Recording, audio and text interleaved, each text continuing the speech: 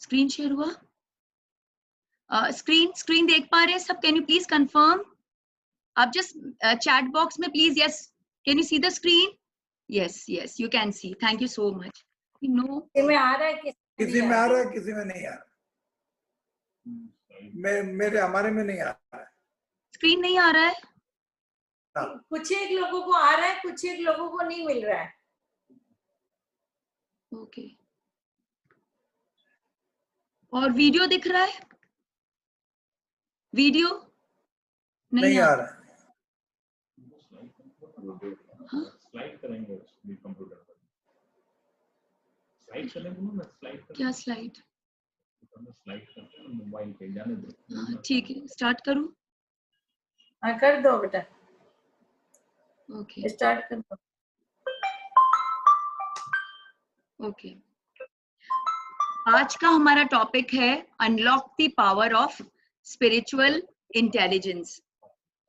सबसे पहले मैं पूछना चाहूंगी, how do you rate your intelligence? Please मुझे प्लीज चैट बॉक्स पे आंसर करते जाइए।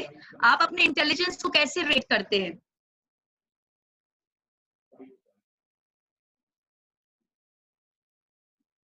On the chat box please.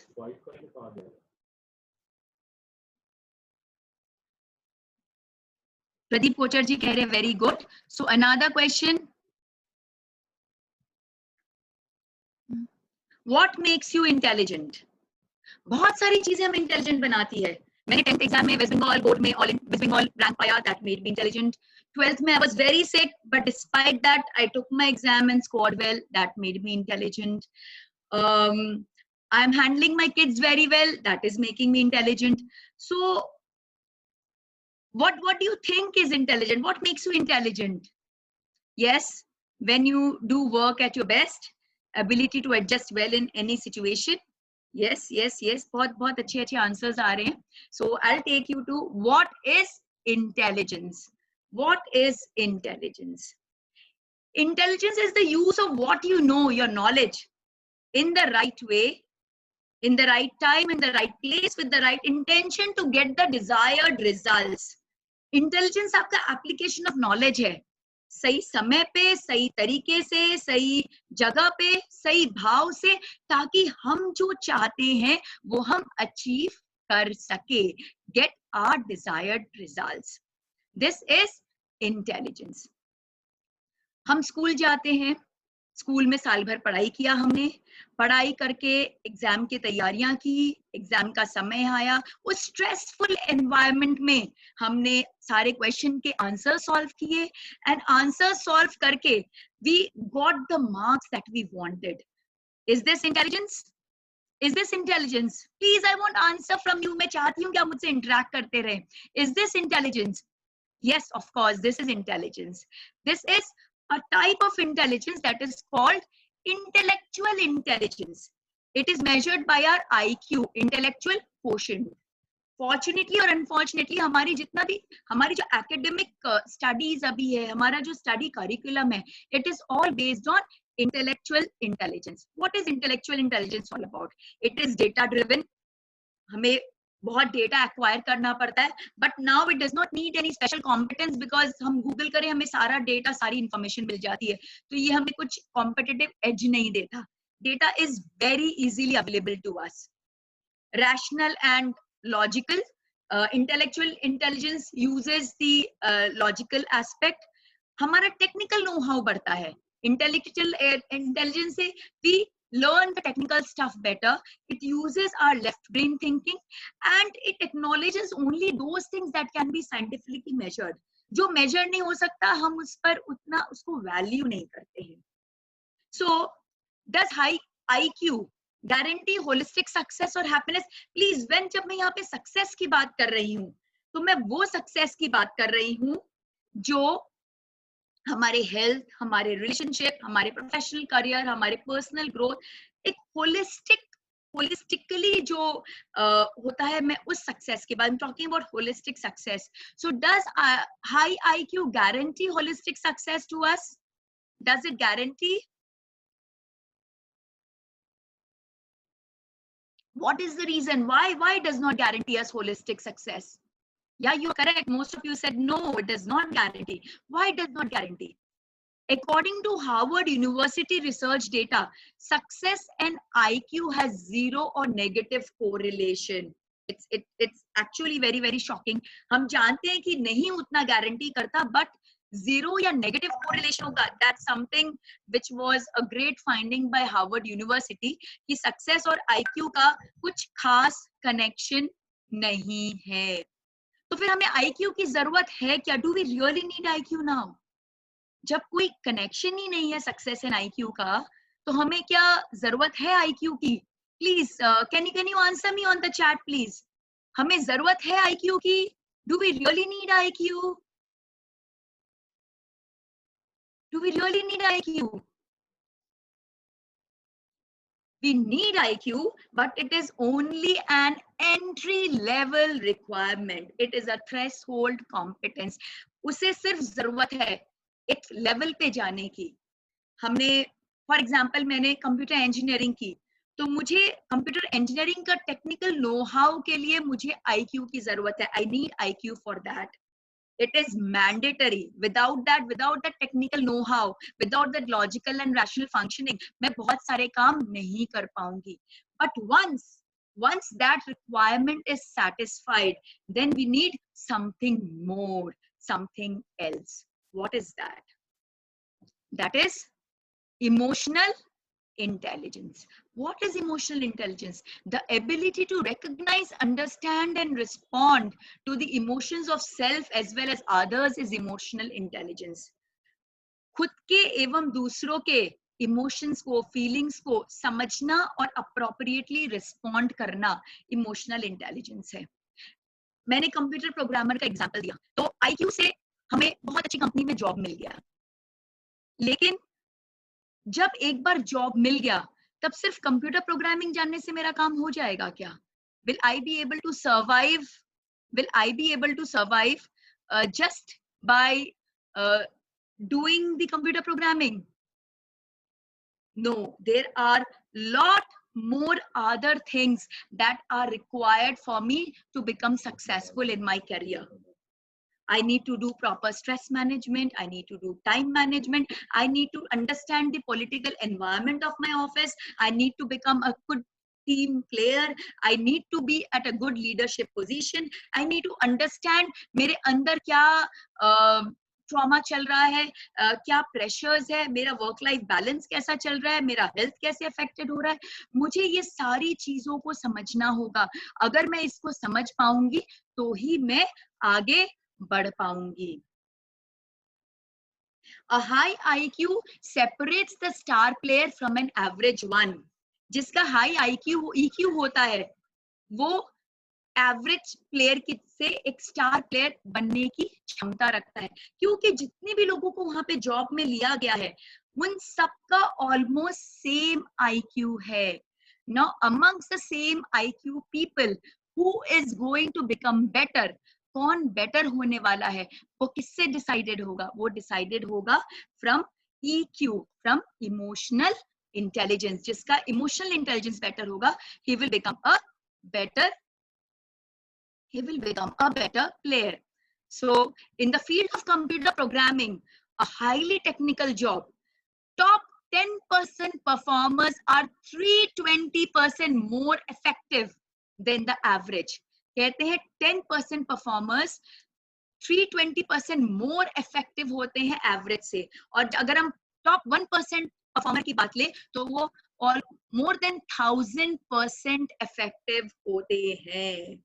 Can you imagine कि EQ का इमोशनल इंटेलिजेंस का कितना बड़ा रोल है? In fact in the field of sales and marketing जो टॉप परफॉर्मर्स हैं वो 88 टाइम्स ज्यादा सैलरी ड्रॉ करते हैं then the average ones. So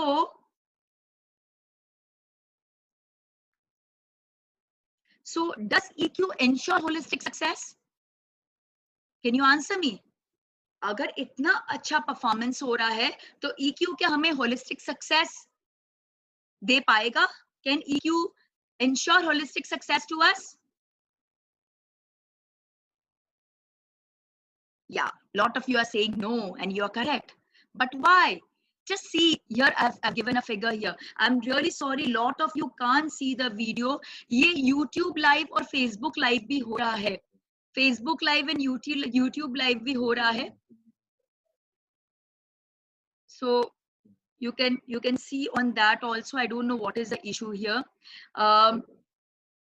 But I hope most of you can see the video. तो हमारा जो एकदम core में है, that is the real self. At the core of our being is the real self.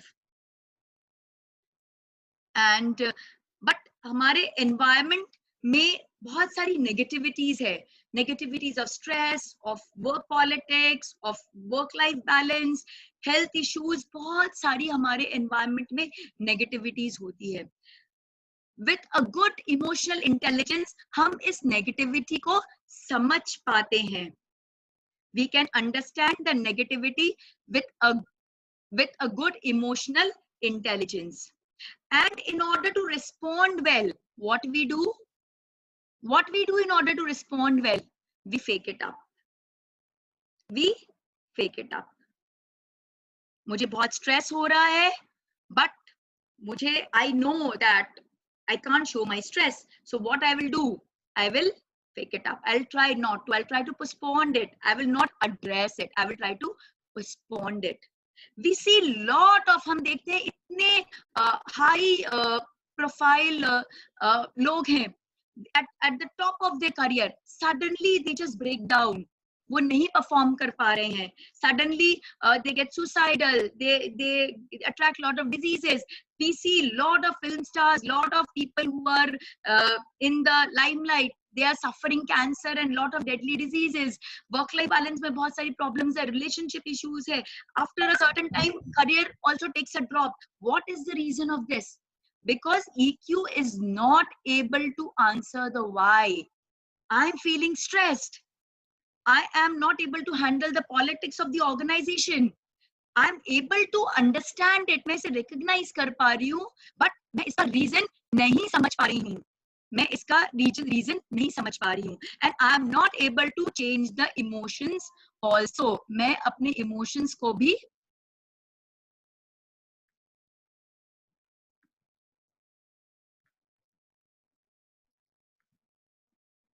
I'm not able to change the emotions as well. So क्या हो रहा है? I'm not able to understand the why. I'm not able to change. So what I'm trying to fake it up.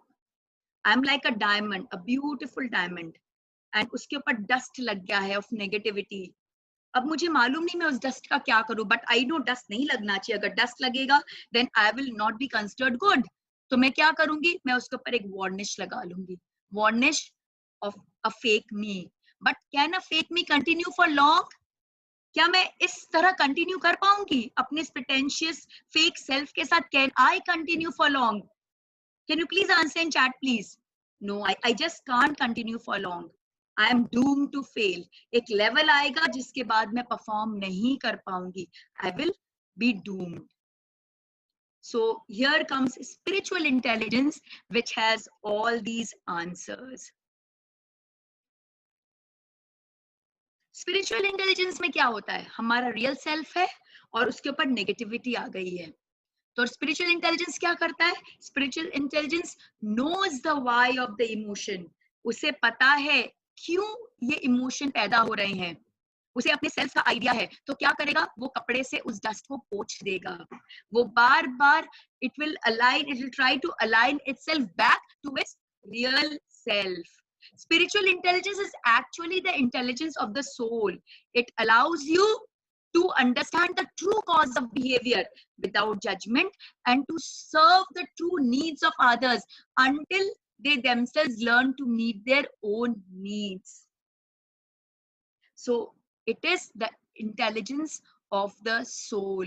वो हमेशा कोशिश करेगा, कोशिश नहीं वो करेगा ही, बार बार अपने आप को रियल सेल्फ में लाने की, अलाइनमेंट की कोशिश करेगा.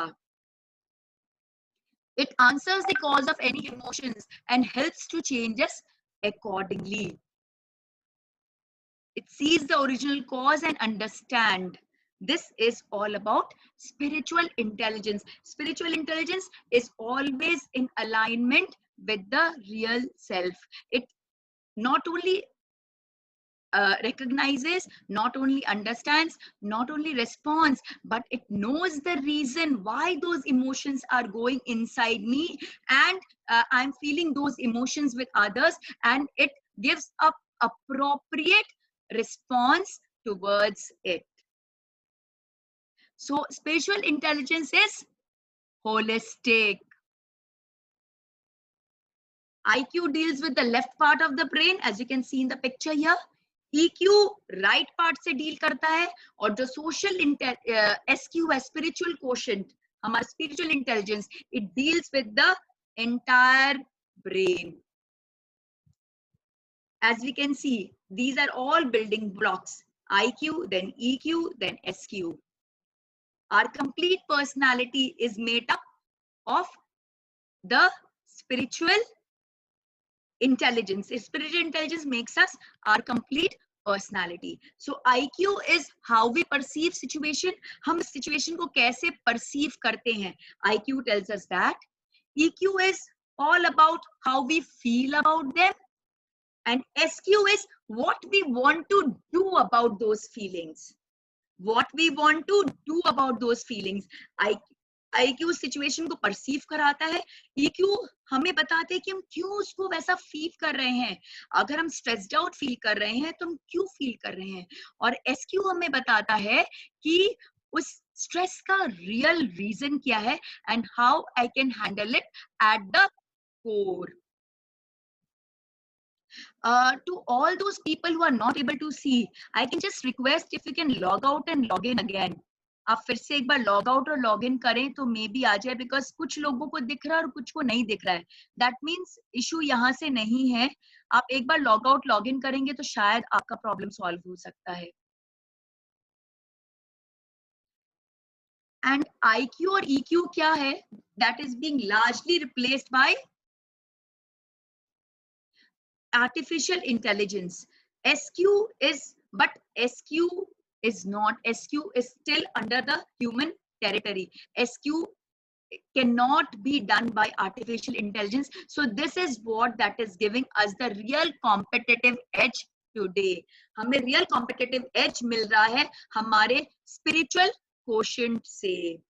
Spiritual quotient हमें real competitive edge दे रहा है, because IQ and EQ, एक तो वो सारे आंसर नहीं कर पा रहे हैं, and at the same time they are getting replaced. The pattern thinking and the linear thinking can very easily be programmed by artificial intelligence. So it is SQ that is going to make us superstar performer. If you want to become a superstar performer, then you need to have a high SQ spiritual quotient.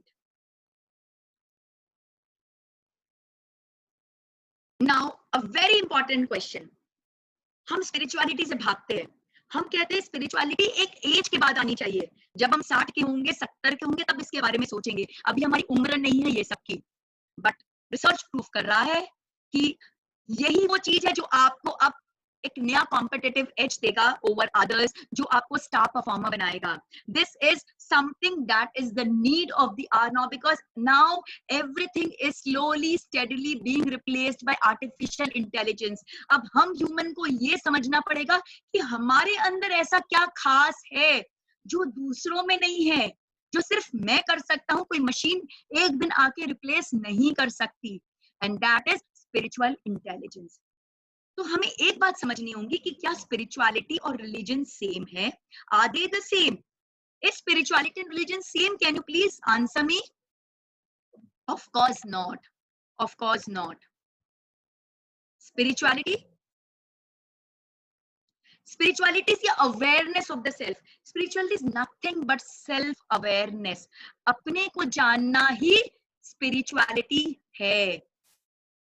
बस यही है. लेकिन अपने को जानना ही बहुत difficult है. आज इस सेशन में मैंने यही कोशिश की है कि हम अपने को जान सके. अभी तो I am just building a block why spiritual intelligence is important and we need to know it. अब हम शुरू करेंगे what is spiritual intelligence, and it is all about awareness of the self.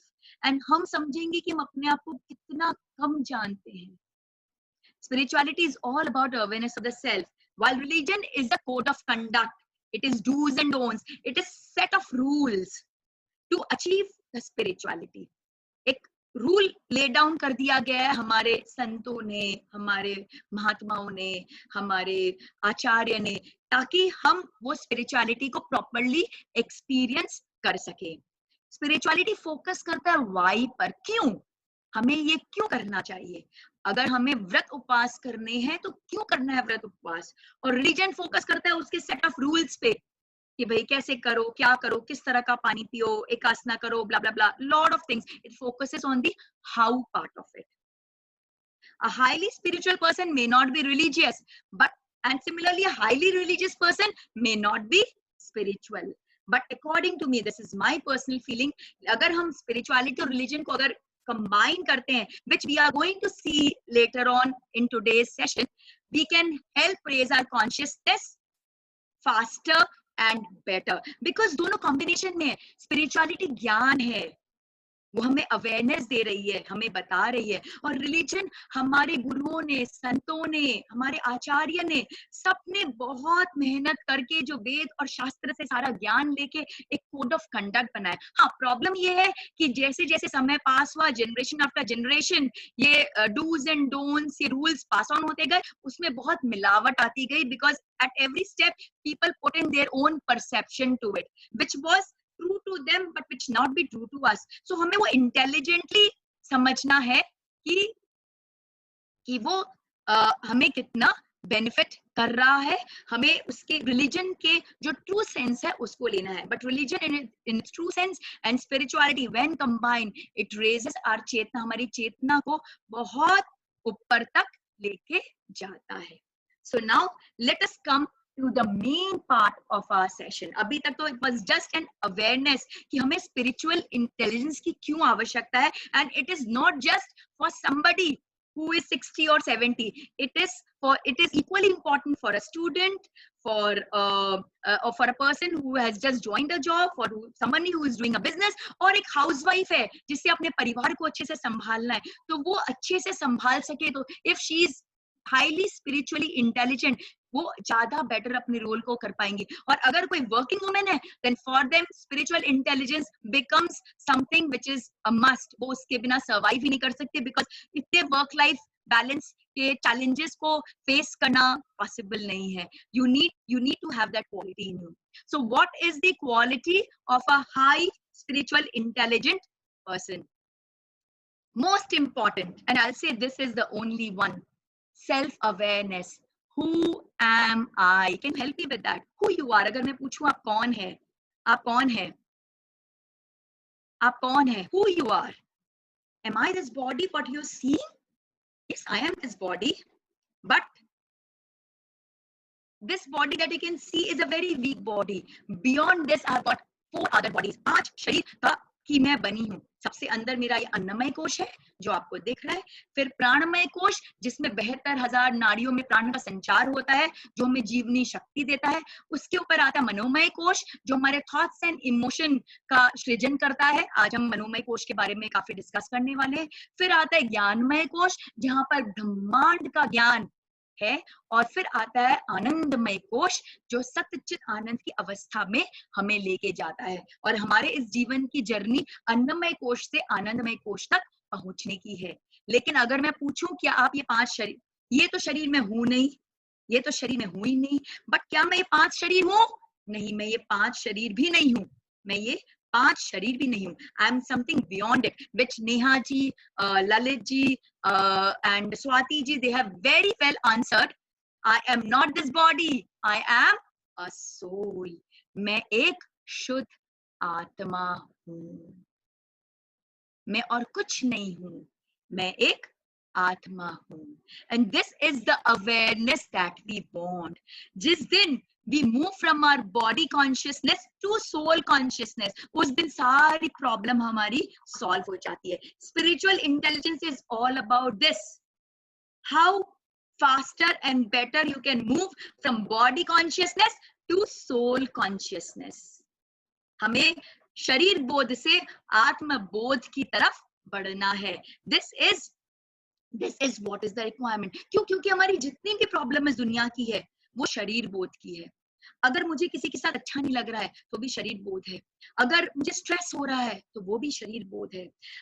जो हम अटैचमेंट्स क्रिएट कर लेते हैं, मेरा बच्चा, मेरा पति, मेरा घर, मेरे कपड़े, मेरा बैंक बैलेंस, मेरी नौकरी, मेरा रिस्पेक्ट, मेरा पावर, तो ये सारा चीज जो मेरा मेरा मेरा है वो सारा मेरा मेरे शरीर के साथ जुड़ा है। आत्मा के साथ ये कुछ जुड़ा ही नहीं है, क्योंकि आत्मा तो निर्गुण निराकार स्वरूप में है। आत्मा एक डिटैच्ड फॉर्म में है, वो एक दृष्टा भाव में है। मेरा आत्मा के साथ जुड़ता ही नहीं है, और जहां मेरा नहीं होता वहां कोई प्रॉब्लम ही नहीं होती। तो हम जितना फास्ट सोल कॉन्शियसनेस की तरफ मूव कर सकेंगे, हम उतने स्पिरिचुअली इंटेलिजेंट और अवेयर बनते जाएंगे। अब मैं आपसे पूछना चाहूंगी कि अगर मैं एक आत्मा हूं तो मेरा रियल पोजेशंस क्या है? अगर मैं एक आत्मा हूं तो मेरा real possession, what is my real possession? मेरी धरोहर क्या है? एक आत्मा की धरोहर क्या है? यस, सुधा जी ने बहुत अच्छा आंसर किया, quite close. My good deeds, yes, my karmas, my karmas. अच्छे कर्म पुण्य, खराब कर्म पाप। बस इस पाप और पुण्य के बीच में ही हम पुनरुपी मंडन और पुनरुपी जन्म, बस हम जन्म और मरण के साइकिल में घूमते रहते हैं बिकॉज ऑफ दिस पाप एंड पुण्य। Let us understand this Karma little better, because हमारा सिर्फ एक ही पोजीशन है। इस शरीर के तो बहुत पोजीशन है। आपके घर का एक एड्रेस है, आपके पति हैं, आपके बच्चे हैं, आपके पेरेंट्स हैं, आपका बैंक बैलेंस है, बहुत सारे बैंक अकाउंट्स हैं, आपका ऑफिस है। इस शरीर के तो बहुत सारे पोजेशंस है, लेकिन आत्मा का सिर्फ एक ही पोजेशन है, only one possession, and that is कर्म। तो आपने कभी इस सिंगल पोजीशन के बारे में जानने की कोशिश की है कि क्या है ये मेरा पोजीशन, इसका स्वरूप क्या है, कर्म है क्या? हम जो यहाँ इस धरती पे आए हैं, ये शरीर लेके यहाँ पर एक योद्धा के रूप में आए हैं। ये लाइफ हमारी रणभूमि है, हम एक योद्धा हैं। तो जैसे एक योद्धा जब रणभूमि में आता है, उसके पास कलेक्शन भंडार होता है तीर का। तो वो जो भंडार होता है वो होते हैं हमारे संचित कर्म। लेकिन जब वो जन्म लेता है, जब वो युद्ध भूमि पे जाता है, तो सारे तीर लेके नहीं जाता, वो उसमें से कुछ सेलेक्ट करता है और अपने तरकश में डाल देता है। ये है आपके प्रारब्ध कर्म। और जब वो युद्ध भूमि में खड़ा होता है अपने ओपोनेंट के सामने, तो अपनी एक तीर तरकश से निकाल के प्रत्यंचा पे चढ़ा देता है। ये है हमारा वर्तमान कर्म। तो संचित है हमारे टोटल कर्म जो हमने इतने इतने जन्मों में इकट्ठे किए हैं, करोड़ों करोड़ों कर्म। लेकिन हर जन्म में हम हर कर्म को लेके नहीं आते हैं, हम कुछ ही कर्म को लाते हैं, वो है हमारा प्रारब्ध। और जैसे जैसे हम लाइफ को जीते जाते हैं, हम एक एक कर्म को एक्टिवेट करते जाते हैं, वो है वर्तमान। संचित और प्रारब्ध बहुत इजी है हैंडल करना। हम अपने पुण्य कर्मों के द्वारा, हम बहुत सारे डिस्कस करेंगे, हम अपने पुण्य कर्मों के द्वारा हम अपने संचित और प्रारब्ध को हम भस्माभूत कर सकते हैं। लेकिन वर्तमान कर्म भस्माभूत नहीं हो सकता। वर्तमान कर्म को तो भोगना ही पड़ता। वो लॉ ऑफ वॉर को फॉलो करता है। जैसे युद्ध भूमि में अगर कोई तीर प्रत्यंचा पे चढ़ गई तो उस तीर को छोड़ना ही पड़ेगा। उसी समान अगर कोई प्रारब्ध वर्तमान बन गया तो हमें उसे भोगना ही पड़ेगा। लेकिन तीर तो छोड़ना पड़ेगा, बट वो तीर को मैं ऐसे छोड़ूं कि सामने वाले को ज्यादा जोर से चोट ना लगे, या मैं उसकी दिशा ही बदल दूं, ये योद्धा के हाथ में है कि नहीं है? बिल्कुल है। तो सिमिलरली वर्तमान कर्म तो हमें भोगना ही पड़ेगा, बट अगर हम चाहें तो उसकी इंटेंसिटी और स्पीड को, भोगने की जो इंटेंसिटी है उसको हम कम कर सकते हैं। We can reduce the intensity of our भोग ऑफ वर्तमान कर्म। एक कार में हम जा रहे थे, एक्सीडेंट हो गया, ब्रेन हेमरेज हो जाना चाहिए था, बट मेरे पुण्य कर्म इतने अच्छे थे कि मुझे खरोच आई, भोगा तो मैंने, बट मैंने हल्के से भोग लिया। तो यानी कि हमारे पास पूरा पावर है अपने कर्मों को हैंडल करने का। तो कई बार फिर लोग ऐसा क्यों बोलते हैं, हम तो भाग्य के मारे हैं, हम क्या करें, बेचारा लाचारा, इस टाइप का फीलिंग्स लेके आते हैं। तो वो लोग बॉडी कॉन्शियसनेस के लोग हैं। वो अपने लाइफ की रिस्पॉन्सिबिलिटी को लेना नहीं चाहते। लेकिन जो एक स्पिरिचुअली इंटेलिजेंट पर्सन है, जिसे आत्मबोध है, जिसे अपने पोजेशंस, अपने कर्मों का ज्ञान है, वो क्या करता है, वो अपने जीवन का टोटल चार्ज ले लेता है, अपने जीवन का और अपने सर्कमस्टेंसेस का। वो अपने भाग्य का स्वयं विधाता होता है। वो जानता है कि वो अहम ब्रह्मास्मि है। वो जिस तरह चाहे अपने जीवन को रूपरेखा दे सकता है। उसे मालूम है अगर वो आज अपने जीवन में कोई कष्ट भोग रहा है, तो वो कष्ट का कारण क्या है? वो कष्ट का कारण ये है कि उसने पास्ट में, अपने भूतकाल में उसने जो कर्म किए थे वो अच्छे नहीं थे। तो अगर वो चाहता है कि उसका आगे का भविष्य अच्छा हो, तो वो क्या करेगा? वो अपने वर्तमान में अच्छे कर्म करेगा, पुण्य को बढ़ाएगा, इतना बढ़ाएगा कि वो पाप से ज्यादा हो जाए, ताकि उसका भविष्य अच्छा हो जाए। उसे पता है कि मेरा वर्तमान मेरे पास्ट की देन है और मेरा जो भविष्य है वो मेरे वर्तमान की देन है। वो ड्राइविंग सीट पे बैठा हुआ है और वो जहां चाहे अपने लाइफ रूपी गाड़ी को घुमा सकता है। उसके पास उसके जीवन का रिमोट कंट्रोल है, जो चाहे वो जीवन के चैनल को चला सकता है। तो जो एक स्पिरिचुअली इंटेलिजेंट पर्सन होता है, वो अपने लाइफ को टोटल कंट्रोल में रखता है। वो बेचारे वाली फीलिंग से जीता नहीं है, वो हमेशा इस फीलिंग से जीता है कि मैं जो चाहता हूं मैं करने में सक्षम हूं। So I am not this body. I am a very divine and an empowered soul, very powerful soul, जिसके पास शक्ति है हर चीज को करने की और पाने की। एक और बात हमें समझनी होगी जब हम समझना चाहते हैं who am I? Because मेरा जीवन सिर्फ इस शरीर से लिमिटेड नहीं है। मेरा जीवन, क्योंकि अब हम समझिए कि हम आत्मा है, तो अगर मैं आत्मा हूं तो ये भी जीवन मेरे लिए इंपॉर्टेंट है, और जो मैंने पास्ट में जीवन लिया था वो भी इंपॉर्टेंट है, क्योंकि उसी की धरोहर तो मैं इस जीवन में लेके आई हूँ, वो छोटा तो नहीं है मुझसे। तो we need to have a complete awareness of the cycle of life and death. क्या होता है जब हम जन्म लेते हैं? कहते हैं चित्रगुप्त जी हमारा भाग्य लेते हैं। ऐसा होता है क्या? चित्रगुप्त लिखते हैं हमारा भाग्य? Does that happen? हम कैसा जीवन लेंगे, सबसे पहले उसका डिसीजन और कोई नहीं लेता, हमारे कर्म स्वयं लेते हैं। अगर मेरे कर्म अच्छे होंगे तो मैं अच्छे परिवार में जन्म लूंगी, उतने अच्छे नहीं होंगे तो शायद सड़क पे लूंगी, शायद और खराब होंगे तो कुछ त्रियंश योनि में ले लूंगी। तो मैं किस जगह जन्म लूंगी वो फुल्ली डिसाइडेड है मेरे कर्मों से। मेरा कर्म डिसाइड करता है मैं कैसा जन्म लूंगी, किस टाइप का जन्म लूंगी। अब टाइप तो डिसाइडेड हो गया, अब उस जीवन में मैं कैसा जीवन जीना चाहती हूँ, मेरी लाइफ स्क्रिप्ट क्या होनी चाहिए, वो मैं स्वयं, मेरी आत्मा एक निर्गुण निराकार भाव में स्वयं उस लाइफ स्क्रिप्ट को लिखती है। हम खुद चित्रगुप्त हैं अपने लाइफ के। हम खुद डिसाइड करते हैं कि हमें किस पेरेंट्स के यहाँ पे जन्म लेना है, किस परिवार में जन्म लेना है, कैसा जीवन यापन करना है। और हम जब जन्म लेते हैं तो बहुत सारी चीजों को एक्सपीरियंस करना चाहते हैं, और वही एक्सपीरियंस को हम दुख समझ बैठते हैं। हम एक्सपीरियंस करना चाहते हैं बहुत सारी चीजें, और वो एक्सपीरियंस करने के समय बहुत सारी चीजों का हमें दुख होता है। और जब हम शरीर बोध में आते हैं तो हमें लगता है हमारे पास में कितनी प्रॉब्लम है, बट वो प्रॉब्लम नहीं है, वो तो लेसन है हमारे लाइफ का, जो मेरा सोल एक्सपीरियंस करना चाहता था, जो मेरा सोल एक्सपीरियंस करना चाहता था।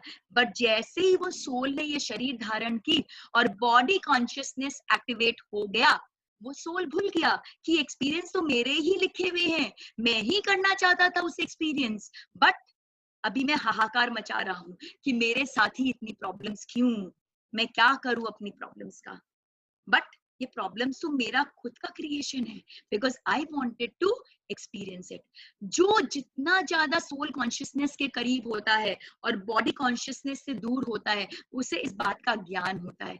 एक स्पिरिचुअली इंटेलिजेंट पर्सन को इस बात का ज्ञान होता है, इसलिए वो अपनी प्रॉब्लम से घबराता नहीं है, वो बिल्कुल भी नहीं घबराता। वो अपनी लाइफ को लीड करता है in alignment with its soul purpose, in alignment with its values.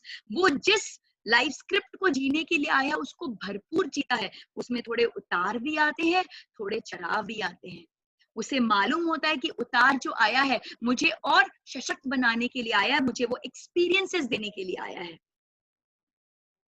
और जो वैल्यूज मैं लेके आया हूं उससे मैं जीना चाहता है, want to experience those values. तो वो उसे इस बात का भरपूर ज्ञान होता है, इसीलिए वो कभी रिएक्ट नहीं करता, वो हमेशा रिस्पॉन्ड करता है। आई एम हैप्पी के सेशन में हमने बहुत डिटेल में डिस्कस किया था सुखी राम और दुखी राम को लेकर, event plus response is equal to outcome.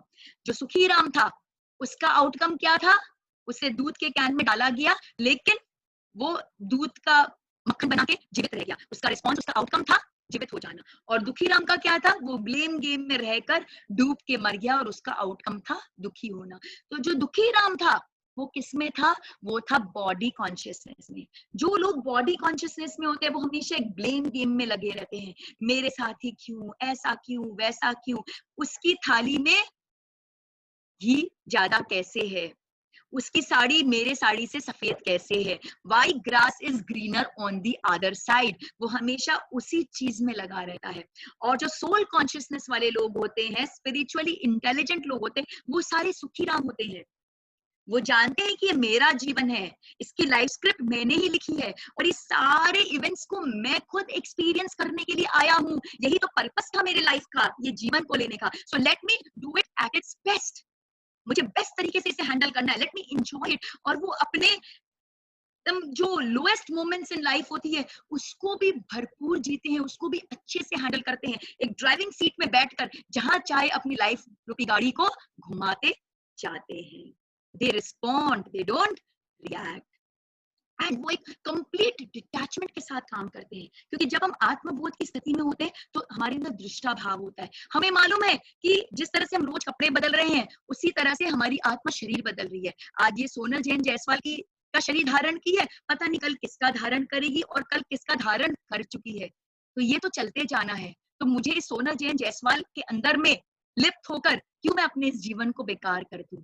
मुझे एक डिटैचमेंट का जीवन जीना है। उन्हें अच्छे से मालूम होता है कि हमारा जो जीवन है वो एक रंगमंच के समान है और हम सब एक्टर्स हैं यहाँ पे, who is playing our own part, our own role. और वो रोल किसने लिखा है, किसी स्क्रिप्ट राइटर ने लिखा है, हम खुद स्क्रिप्ट राइटर हैं, हमने खुद ने वो रोल लिखा है। तो अगर इतना आसान है ये ज्ञान, सुन के तो बड़ा आसान लगा, आज मैंने सुना है और कई बार हमारे गुरु महाराज और बहुत सारे लोग आपको आके सुनाए होंगे, सुनाए कि नहीं सुनाए हैं। आई एम श्योर आपको इस आत्मबोध का बहुत अच्छे से ज्ञान है, I am very very sure. आप लोग बहुत स्पिरिचुअली वेरी हाई लेवल सब लोग हैं, I am very very sure. लेकिन फिर भी हम इसको फॉलो कर पाते हैं क्या? हम ज्ञान तो पूरा रखते हैं कि हमें शरीर बोध नहीं रखना है, आत्म बोध रखना है, ये शरीर है, कर्म ही हमारे पोजेशंस हैं, हमारे लाइफ की लाइफ स्क्रिप्ट, हमने लाइफ की जो लाइफ स्क्रिप्ट है वो हमने खुद ने लिखी है, हम अहम ब्रह्मास्मि है, ये सब चीज का हमें ज्ञान है। कितनी बार कितने लोगों ने अलग अलग तरीके से हमें इसका ज्ञान दिया है, लेकिन हम इसको क्यों नहीं फॉलो कर पाते? ज्ञान तो बड़ा आसान है, उतना तो टफ नहीं है, बट हम क्यों नहीं उसको फॉलो कर पाते हैं? क्यों नहीं कर पाते हम उसको फॉलो? क्या ब्लॉक कर रहा है हमारे इस ग्रोथ को? क्या ब्लॉक कर रहा है? कैन यू टेल मी, क्या ब्लॉक कर रहा है? हाँ, हमारे कर्म कर रहे हैं, बट कर्म कैसे ब्लॉक कर रहे हैं? हमारी कंडीशनिंग। कर्म क्या करती है? हमारी कंडीशनिंग, हमारी कंडीशनिंग कर देती है, जो हमें हमारे ट्रू सेल्फ से। Spiritually intelligent people are always in alignment with their true self. और वो ट्रू सेल्फ क्या है? आत्मबोध, सोल कॉन्शियसनेस। हमारा ट्रू सेल्फ सोल कॉन्शियसनेस है और स्पिरिचुअली इंटेलिजेंट लोग हमेशा अपने ट्रू सेल्फ की अलाइनमेंट के साथ में रहते हैं, लेकिन रह नहीं पाते। क्यों नहीं रह पाते? क्योंकि जन्मों जन्मों के जो हमारे कर्म हैं वो एक संस्कार के रूप में हमारे बिलीफ्स को, हमारे अजम्पशंस को, हमारे ओपिनियन को इफेक्ट कर देते हैं। हमारा जो बिलीफ सिस्टम है उस पर संस्कार अपना एक चादर चढ़ा देता है और उससे क्या होता है, हमारे जो थॉट्स है, हमारी जो सोच है, हमारे जो इमोशंस है, हमारी जो फीलिंग्स है, वो उस बिलीफ के हिसाब से हो जाते हैं। हम जो सोचते हैं और जो फील करते हैं वो नहीं होता जो एक निर्गुण निराकार स्वरूप में सत्य है। वो होता है जो हमारे संस्कार को, हमारी बिलीफ्स को सत्य लगता है। हमारे कर्म जो है वो हमारे ऊपर एक चश्मा हमें पहना देते हैं, और जिस रंग का चश्मा होता है हमें पूरी दुनिया उसी रंग की दिखती है। बट दुनिया में तो कोई कलर ही नहीं था, कलर तो हमारे चश्मे का है। बट ये बात हम समझ नहीं पाते। हम बोलते हैं दुनिया तो लाल है, पीली है, हरी है, नीली है। जिस रंग का चश्मा पहनते हैं हम दुनिया को उस रंग का समझने लग जाते हैं, लेकिन ऐसा होता नहीं है। सो हमारी जो कंडीशनिंग है वो हमें ट्रू सेल्फ से डिविएट कर देती है। हमारे संस्कार हमें ट्रू सेल्फ से दूर कर देते हैं, और वो इन्फ्लुएंस किसको करता है, हमारी थिंकिंग को, हमारे थॉट्स को, हमारी फीलिंग्स को, हमारे इमोशंस को। और जब हम ये थॉट्स एंड इमोशंस पर अपनी मीनिंग चढ़ा देते हैं, अपने रंग का चश्मा चढ़ा देते हैं, तो क्या होता है, हमारे अंदर सेल्फ लिमिटिंग बिलीफ्स क्रिएट हो जाती है और हम जजमेंटल बन जाते हैं दूसरों को लेकर। इसको और डिटेल में हम समझेंगे थोड़ा, और हम ईगो स्टेट से हायर स्टेट में मूव नहीं कर पाते। अभी ईगो स्टेट क्या है अब हम समझेंगे जब हम थोड़ा माइंड मैनेजमेंट पर थोड़ा सा हम समय बिताएंगे। माइंड मैनेजमेंट का मैंने थोड़े दिन पहले एक सेशन लिया था जो फुल माइंड मैनेजमेंट पे था।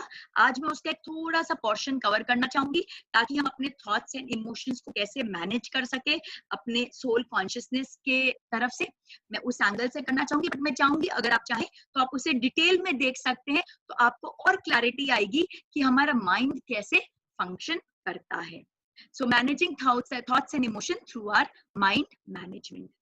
तो ये जो आपको सामने दिख रहा है, बुद्धि, अहंकार, मनस और चित्त, ये क्या है, ये हमारा जो मनोमय कोश है। मैंने जो आपको दिखाया था सबसे पहले हमारे 5 कोश का पिक्चर, जो हमारे 5 शरीर है, अन्नमय कोश, प्राणमय कोश, फिर आता है मनोमय कोश।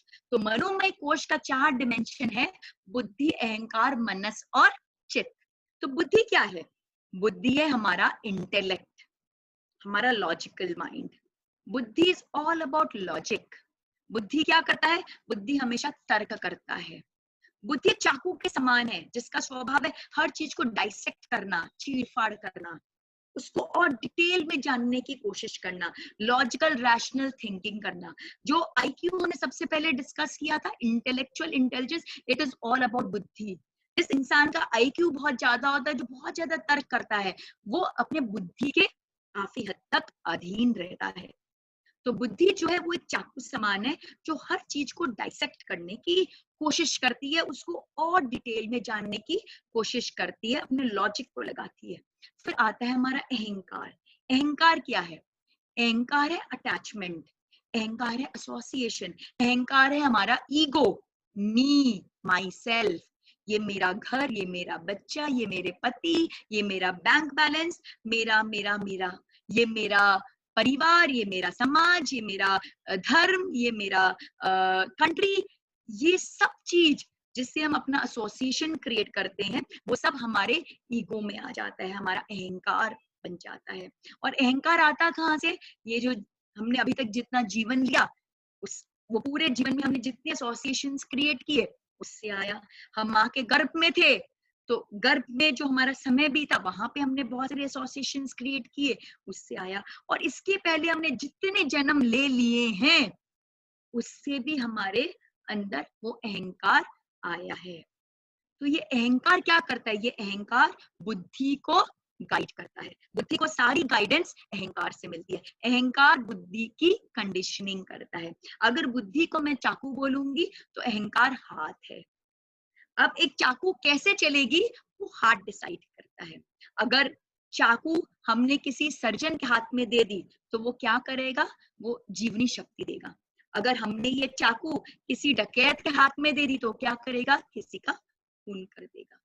तो हमारा अहंकार कैसा है, हमने किस तरह की एसोसिएशंस क्रिएट की है, हम बॉडी कॉन्शियसनेस के साथ कर रहे हैं कि सोल कॉन्शियसनेस के साथ कर रहे हैं, ये पूरा डिसाइड करता है कि हमारी बुद्धि किस तरह से काम करेगी।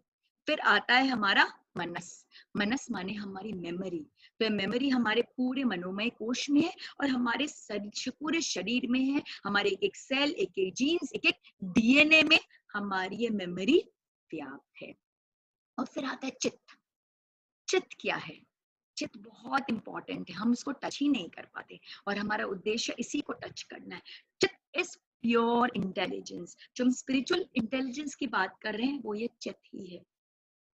It is pure intelligence. There is no memory in चित्त, क्योंकि जहां मेमोरी होती है वहां अटैचमेंट्स आते हैं, जहां अटैचमेंट्स आते हैं वहां अहंकार आता है, जहां अहंकार बलिष्ठ होता है वो हमें बॉडी कॉन्शियसनेस की तरफ लेके चला जाता है।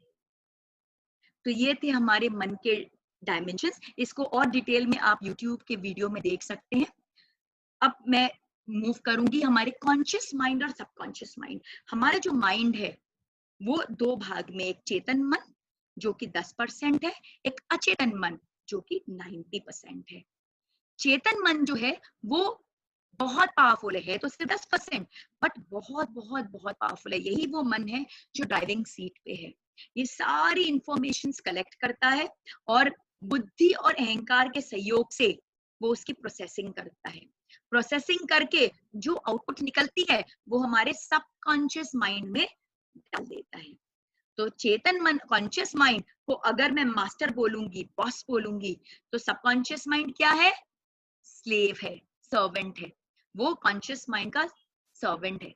जो कॉन्शियस माइंड प्रोग्रामिंग करके सबकॉन्शियस माइंड में दे देगा, सबकॉन्शियस माइंड उसे उसी स्वरूप में स्वीकार कर लेता है। अगर कॉन्शियस माइंड कह दिया कि सूरज वेस्ट से निकलता है तो सबकॉन्शियस माइंड एक्सेप्ट कर लेगा कि वो वेस्ट से निकलता है। बात खत्म हो जाती है वहां पे। तो यहाँ पर हमारा अब हम आते हैं हमारे रोल पर। अब हम आते हैं हमारे रोल पे। Let's see how the mind works. जैसा कि मैंने बताया, कॉन्शियस माइंड हमारे पांचों इंद्रियों से सारी इंफॉर्मेशन को कलेक्ट करता है, फिर वो प्रोसेसिंग करता है हमारे इंटेलेक्ट, बुद्धि और अहंकार के साथ में उसको वो प्रोसेसिंग करता है। और जब वो प्रोसेसिंग करता है तो क्या करता है? अहंकार के द्वारा वो पास्ट के इमोशंस को डाल देता है, कंडीशनिंग कर देता है। यही पॉइंट है जहां पर हमको अलर्ट रहना है, क्योंकि एक बार उसने सारे इमोशंस डाल दिए और ये प्रोसेसिंग हो गई और वो अगर हमारे सबकॉन्शियस माइंड में चली गई तो सबकॉन्शियस माइंड उसको एक्सेप्ट कर लेता है और वो हमारी self limiting beliefs and behaviour बन जाती है। It becomes our self limiting beliefs and behaviour. तो अगर हम चाहते हैं कि हम सोल कॉन्शियसनेस में रहें तो हमें अपने अहंकार से और बुद्धि से बहुत अलर्ट रहना पड़ेगा कि वो किस तरह की प्रोसेसिंग कर रहा है और हमारे सबकॉन्शियस माइंड की कैसी प्रोग्रामिंग कर रहा है। क्योंकि जैसी प्रोग्रामिंग हमारे सबकॉन्शियस माइंड की होगी, हमारा सबकॉन्शियस माइंड उसी तरह के थॉट्स एंड इमोशंस को प्रोड्यूस करेगा। I hope I am clear to you. ये बहुत बहुत बहुत इंपॉर्टेंट और बहुत सूक्ष्म बात है। अगर हमें समझना है हु एम आई, अगर हम चाहते हैं कि हम स्पिरिचुअली इंटेलिजेंट बने, अपने स्पिरिचुअल अवेयरनेस को बढ़ाएं, अपने सोल कॉन्शियसनेस को बढ़ाएं, तो बहुत जरूरी हमें ये समझना कि हमें अपने अहंकार और बुद्धि पर हमेशा ध्यान रखना है कि वो किस तरह के इमोशंस को डाल रहा है, वो कैसी प्रोसेसिंग कर रहा है। और हमको कॉन्शियसली कॉन्शियस माइंड से वही प्रोग्रामिंग सबकॉन्शियस माइंड में डालनी है जो हम चाहते हैं। मैंने अपने पिछले सेशन में एक हाथी की स्टोरी सुनाऊंगी।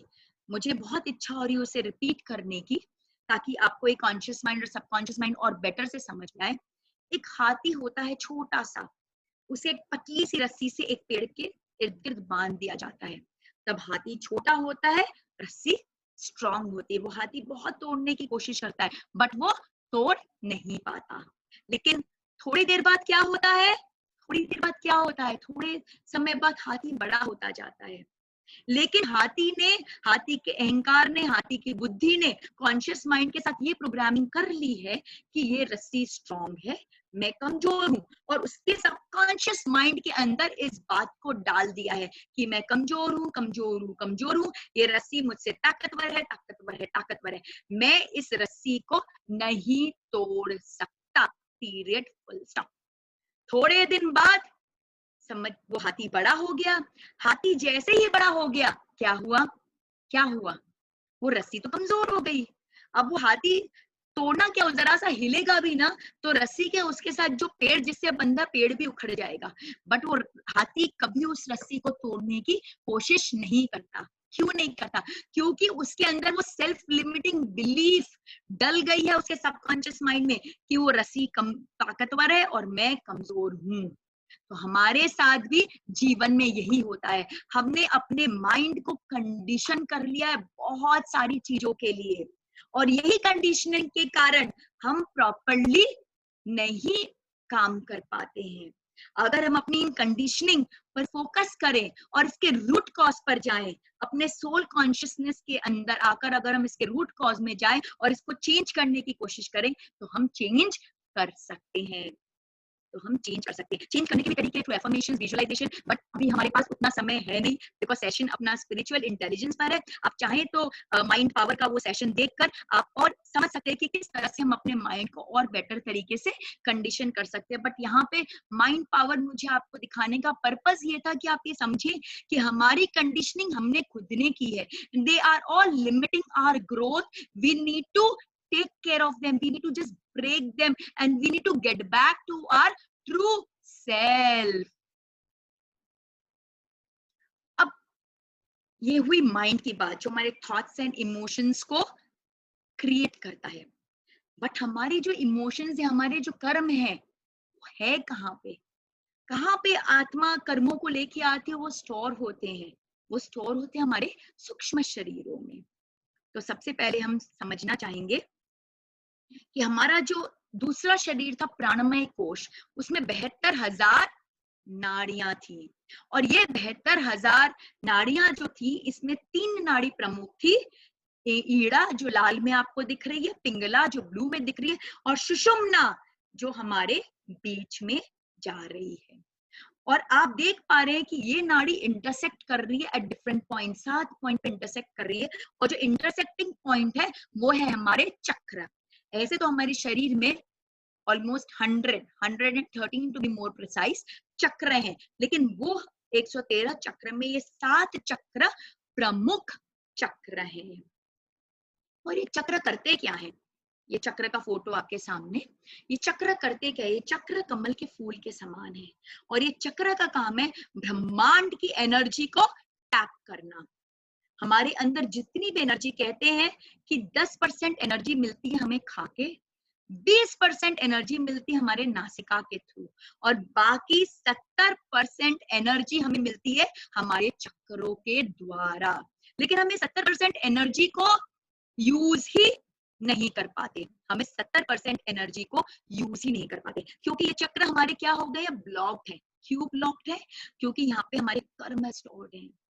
ये कर्मों की क्या बोलूं मैं, कलुषता के कारण इतने पाप कर्म हमारे स्टोर्ड है यहाँ पे कि चक्र जो है वो बिल्कुल अजीब के समान हो गए हैं। वो है ही नहीं, वो वाइब्रेट ही नहीं कर रहे जिस तरह से उन्हें वाइब्रेट करना चाहिए। तो अब हम एक एक चक्र पे फोकस करेंगे और एक एक चक्र के स्वरूप को समझना चाहेंगे कि वो चक्र है क्या और वो क्या करना चाहते हैं। क्योंकि अगर ये चक्रों का ज्ञान हमें हो जाएगा, तब हु एम आई का ज्ञान कुछ हद तक, हु एम आई बहुत डीप है, शायद आपका पूरा जीवन भी लग जाए तो भी आप उस शोध तक नहीं को कंप्लीट नहीं कर पाएंगे, हु एम आई। क्योंकि हम जो है ना, हम है उस ब्रह्मांड की क्रिएशन। हम क्या क्रिएट करते हैं? हम क्रिएट करते हैं मोबाइल, हम क्रिएट करते हैं लैपटॉप, 100 पन्ने के मैनुअल में सारी बातें आ जाती है, लेकिन हमें क्रिएट किया है उन्होंने। तो उनका जो मैनुअल है ना, वो करोड़ों पेजेस का है, और शायद जीवन पर जीवन बीत जाएगा, हम ये हु एम आई को नहीं समझ पाएंगे। बट फिर भी हम कोशिश कर रहे हैं, मैं भी कर रही हूँ, आप भी कर रहे हैं, कि हम थोड़ा थोड़ा समझ सके, ताकि हम उस सोल कॉन्शियसनेस में आ सके। तो बहुत इंपॉर्टेंट है ये समझना कि हमारे जो चक्र हैं, they are the energy centres, and this is where our karmas are there, and because of the karmas वो energy centers vibrate नहीं कर पा रहा है, वो properly function नहीं कर पा रहा है, और वो function नहीं कर पा रहा है इसलिए हमारे thoughts और emotions की ऐसे conditioning हो रही है। तो हमारे 7 चक्र क्या है, मैं चाहूंगी आप लोग सब मेरे साथ एक बार टच करके फील करें अपने चक्रों को। रीढ़ की हड्डी के ठीक नीचे at the tip of the table bone हमारे पीछे है हमारा मूलाधार। ये सब टच करें अपने मूलाधार को। फिर उसके बाद हमारे नाभि के 6 अंगुल नीचे हमारा है स्वादिष्टान, हमारे नाभि पर है हमारा मणिपुर, हमारे हृदय पर है हमारा अनाहत, हमारे कंठ पर है हमारी विशुद्धि, ये 2 मुंहों के बीच में है हमारा आज्ञा, और यहाँ पर कपाल इधर पर हमारा है सहस्रार चक्र। तो अब हम एक एक चक्र के स्वरूप को समझते हैं, क्योंकि चक्र को बैलेंस करना जरूरी है। अगर चक्र बैलेंस्ड रहते हैं इसका मतलब कि वहां के जो कर्म हैं वो कर्म उतने गहरे नहीं हैं, वो कर्मों को हम अच्छे से हैंडल कर सकते हैं। तो सबसे पहले आया हमारा मूलाधार चक्र। अच्छा, मैं आपको ना कुछ एक तरीके बताना चाहूंगी चक्र को समझने के। जैसे टीचर देखिए ना टिप्स बच्चों को कि भाई ये कैसे समझे, बिकॉज इतने बड़े बड़े चार्ट मैंने बनाए हैं, you can take the screenshots of these charts because ये आपको बाद में हेल्प करेगा। बट मैं इस तरह से आपको एक्सप्लेन करना चाहूंगी कि आपको जरूरत नहीं होगी चार्ट देखने की, आप खुद अपने चक्र के एक्सपर्ट बन जाओगे। और हाँ, आपको बताना चाहूंगी चक्र की फोटोग्राफी भी होती है ऑरा स्कैनिंग मशीन के थ्रू, जहाँ आप चक्र की फोटोज देख सकते हो और आपको पता चल सकता है कि आपके कौन से चक्र इम्बैलेंस्ड हैं, बहुत बड़े हो गए हैं या बहुत छोटे हो गए हैं, अपने नॉर्मल साइज में नहीं है, अपने नॉर्मल साइज में वो नहीं है। लेकिन जब आपको ये ज्ञान होगा तब आप खुद से, आपको ये ऑरा फोटोग्राफी की आवश्यकता नहीं होगी, आप खुद अपनी चेतना से, आप खुद अपने इंट्रोस्पेक्शन से आप समझ सकेंगे कौन से चक्र में कहाँ इम्बैलेंसिंग आ रही है और आप तुरंत उसको इम्बैलेंसिंग करने की कोशिश कर सकेंगे। तो सबसे पहले हमारा ये आया मूलाधार चक्र। अच्छा, हर चक्र का एक कलर है, अब वो कलर की भी एक कोडिंग है। इंद्रधनुष देखा आपने, रेनबो, इंद्रधनुष देखा रेनबो, तो रेनबो के कलर क्या है, विबग्योर, हमें स्कूल में सिखाया गया था VIBGYOR. Violet, indigo, blue, green, yellow, orange and red, VIBGYOR. तो हमारा चक्रों का भी रंग उस इंद्रधनुष के समान है। सहस्रार है वायलेट, आज्ञा है इंडिगो, विशुद्धि है ब्लू, अनाहत है ग्रीन, मणिपुर है येलो, स्वादिष्ठान है ऑरेंज और मूलाधार है रेड। तो आप कभी भूल सकते हैं क्या अपने चक्रों के कलर को? आई गेस नॉट, अब नहीं भूल सकते। हम इंद्रधनुष को याद रखिएगा और आपको अपने चक्र अपने आप याद हो जाएंगे। तो ये हमारे चक्र का कलर है। हर चक्र के साथ एक एलिमेंट जुड़ा हुआ है, एक एलिमेंट जुड़ा हुआ है। हर चक्र के साथ एक सेंस ऑर्गन जुड़ा हुआ है, हर चक्र के साथ एक प्लैनेट जुड़ा हुआ है, हर चक्र के साथ ऑर्गन्स जुड़े हुए हैं और वो ऑर्गन्स के कारण हमारे अंदर डिजीजेस आती है और हर चक्र अपना एक रोल प्ले कर रहा है। और हर चक्र जब वो रोल प्रॉपर्ली प्ले नहीं करता है, इम्बैलेंस हो जाता है, तो बहुत सारी इमोशनल डिस्टर्बेंसेस को क्रिएट करता है। और हर चक्र हमारे एक रिश्ते के साथ जुड़ा हुआ है जो सबसे इम्पोर्टेंट है। तो हमारा जो मूलाधार है, मूलाधार है मूल आधार, वो आधार जिसपे सब टिका हुआ है। तो हमारे लिए मूल आधार क्या है? हमारी धरती। और धरती से कौन सा क्या निकलता है? धरती से निकलती है सुगंध, मिट्टी से निकलती है सुगंध। सो मूलाधार का सेंस ऑर्गन क्या है? स्मेल। और मूलाधार का एलिमेंट क्या है? अच्छा, हमारे शरीर में 5 एलिमेंट है। क्या क्या एलिमेंट है, कोई मुझे बता सकेगा? धरती, पानी, अग्नि, वायु और आकाश, ये हमारे 5 एलिमेंट हैं। और हमारा शरीर यही 5 एलिमेंट से बना हुआ है। और हमारे जितने चक्र हैं उसमें भी एक एक एलिमेंट जो है वो इंपॉर्टेंट है। तो जो मूलाधार चक्र है उसमें धरती तत्व की बहुलता है, वो धरती तत्व से बना हुआ है और धरती से सुगंध आती है, इसलिए उसका सेंस ऑर्गन स्मेल है। और उसका प्लैनेट क्या है? शनि प्लैनेट है। और ऑर्गन क्या है? जिस जगह हमारा चक्र एसोसिएटेड, चक्र सिचुएटेड है, आप उसके आसपास के ऑर्गन को समझ लो, तो हमारा ऑर्गन वही है। तो मूलाधार कहाँ है? नीचे की तरफ है। तो क्या ऑर्गन उससे जुड़े हुए हैं? हमारे लेग्स जुड़े हुए हैं, हमारी एक्सक्रीटरी सिस्टम जुड़ी हुई है, बिकॉज मूलाधार पे है तो हमारी जो एक्सक्रीटरी सिस्टम है वो जुड़ी हुई है। और क्या है? क्योंकि वो मूलाधार है, मूल आधार है, तो हमारा जो पूरा आधार शरीर का क्या है? हमारा स्केलेटल सिस्टम। तो सारा स्केलेटल सिस्टम भी मूलाधार पे आश्रित है। और जो जो ये ऑर्गन्स के डिस्टर्बेंस से फिजिकल डिजीजेस आती है, वो हमें ये मूलाधार चक्र के इम्बैलेंसिंग से आ जाती है।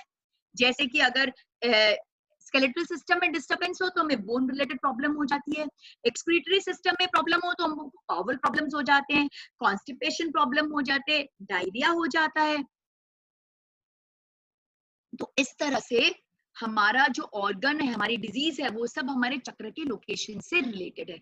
अब रोल क्या है? अब मूलाधार जो है वो किससे रिलेटेड है? शनि से। मूलाधार है मूल आधार। तो मूलाधार क्या प्रोवाइड करता है? हमें स्टेबिलिटी प्रोवाइड करता है, हमें सिक्योरिटी प्रोवाइड करता है मूलाधार।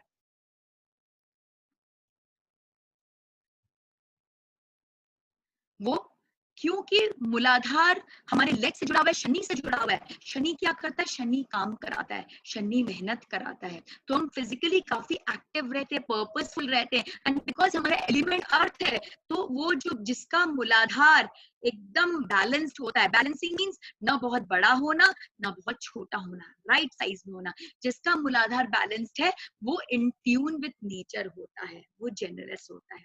और जिसका मूलाधार इम्बैलेंस हो गया तो क्या होगा? वो इनसिक्योर फील करता है। देखिए, मूलाधार स्टेबिलिटी लाता है, इनसिक्योरिटी लाता है। तो मूलाधार अगर इम्बैलेंस हो जाएगा तो क्या होगा? हमारे अंदर इनसिक्योरिटी हो जाएगी, हमारे अंदर फियर आ जाएगा, हम क्या हो जाएंगे? Hyper active. जिसका मूलाधार बहुत बड़ा हो गया वो हाइपर एक्टिव हो जाएगा, जिसका मूलाधार बहुत छोटा हो गया वो लेजी हो जाएगा, जो इसका मूलाधार इम्बैलेंस हो गया वो out of touch with nature हो जाएगा, वो ग्राउंडेड नहीं रहेगा, वो हवा में उड़ेगा, वो बड़ी बड़ी बातें करेगा, वो जमीन पर रहकर प्रॉपर पर्पसफुली काम नहीं कर पाएगा। और मूलाधार की रिलेशनशिप किसके साथ है? हमारी जो सबऑर्डिनेट्स है ना, अगर हम ऑफिस में कोई बॉस के पोजीशन पे, तो हमारे नीचे में जो लोग काम कर रहे हैं, हमारे घर में जो सर्वेंट्स काम कर रहे हैं, जो लोग हम पर डिपेंडेंट हैं, all the people who are dependent for their livelihood on us, they all come under this मूलाधार रिलेशनशिप। तो अब हम चक्र बैलेंसिंग कैसे करें? हम चक्र बैलेंसिंग कर सकते हैं अगर सबसे इजी तरीका, अपने रिलेशनशिप को सुधार लीजिए। अगर आप अपने सबऑर्डिनेट्स और वर्कर्स के साथ अपने रिलेशनशिप को इंप्रूव करते हैं तो आपका अपने आप स्वतः ही मूलाधार बैलेंस हो जाएगा। It is so easy. It is very easy. जैसे ही आपके अंदर इम्बैलेंसिंग आएगी, आपको समझ में आ जाएगा आपका मूलाधार डिस्टर्ब हुआ है, वो फिजिकल डिजीज हो, इम्बैलेंस, वो सबसे आप पता कर सकते हो कि आपका मूलाधार क्या हो रहा है। तुरंत आप चेक कीजिए आपके रिलेशनशिप कैसे हैं, आपके शनि कैसा है, आप ये सारी चीजों को चेक कर सकते हैं। एक होलिस्टिक वे में आप अपने मूलाधार को आप बैलेंस कर सकते हैं। और मूलाधार का मंत्र क्या है? लम। तो लम की चैंटिंग से आप अपने मूलाधार को बैलेंस कर सकते हैं। तो जब आप लम की चैंटिंग करेंगे तो आप मूलाधार चक्र को विजुअलाइज कीजिए at the tip of the tail bone. जैसा ये फोटो है, 4 पेटल का लाल रंग का मूलाधार चक्र, जिसमें पृथ्वी तत्व है, पृथ्वी तत्व है, और जिससे बहुत अच्छी पृथ्वी की मिट्टी की खुशबू आ रही हो। एकदम अपने 5 सेंसेस को लेकर विजुअलाइज कीजिए, और विजुअलाइज करके वहां पे हाथ रख के, मैं चाहूंगी आप लोग सब मेरे साथ इसकी प्रैक्टिस करें। प्लीज अपने tip of the tail bone पे अपना हाथ रखें आप लोग सब, और आप आईज क्लोज करके वहां पर अपने मूलाधार को विजुअलाइज कीजिए अपने ओरिजिनल स्वरूप में, क्योंकि वो हमारे ओरिजिनल स्वरूप में नहीं है। पता नहीं हमारे 4 में से 1 पेटल है कि कोई पेटल भी नहीं है, कितने पेटल हैं पता नहीं, पेटल वाइब्रेट कर रहे हैं कि नहीं कर रहे हैं हमें पता नहीं, हमें कुछ नहीं पता। तो बहुत जरूरी कि हम उसको वाइब्रेट कराएं। तो आप अपने tip of the tail bone पे मूलाधार को टच कीजिए, आईज क्लोज करके आप फील कीजिए कि 4 पेटल का ये लाल रंग का मूलाधार चक्र है, जो पृथ्वी तत्व से बना हुआ है, जिससे मिट्टी की बहुत अच्छी खुशबू आ रही है, और ये आपको स्टेबिलिटी और सिक्योरिटी प्रोवाइड कर रहा है। और आप चैंट कीजिए लम लम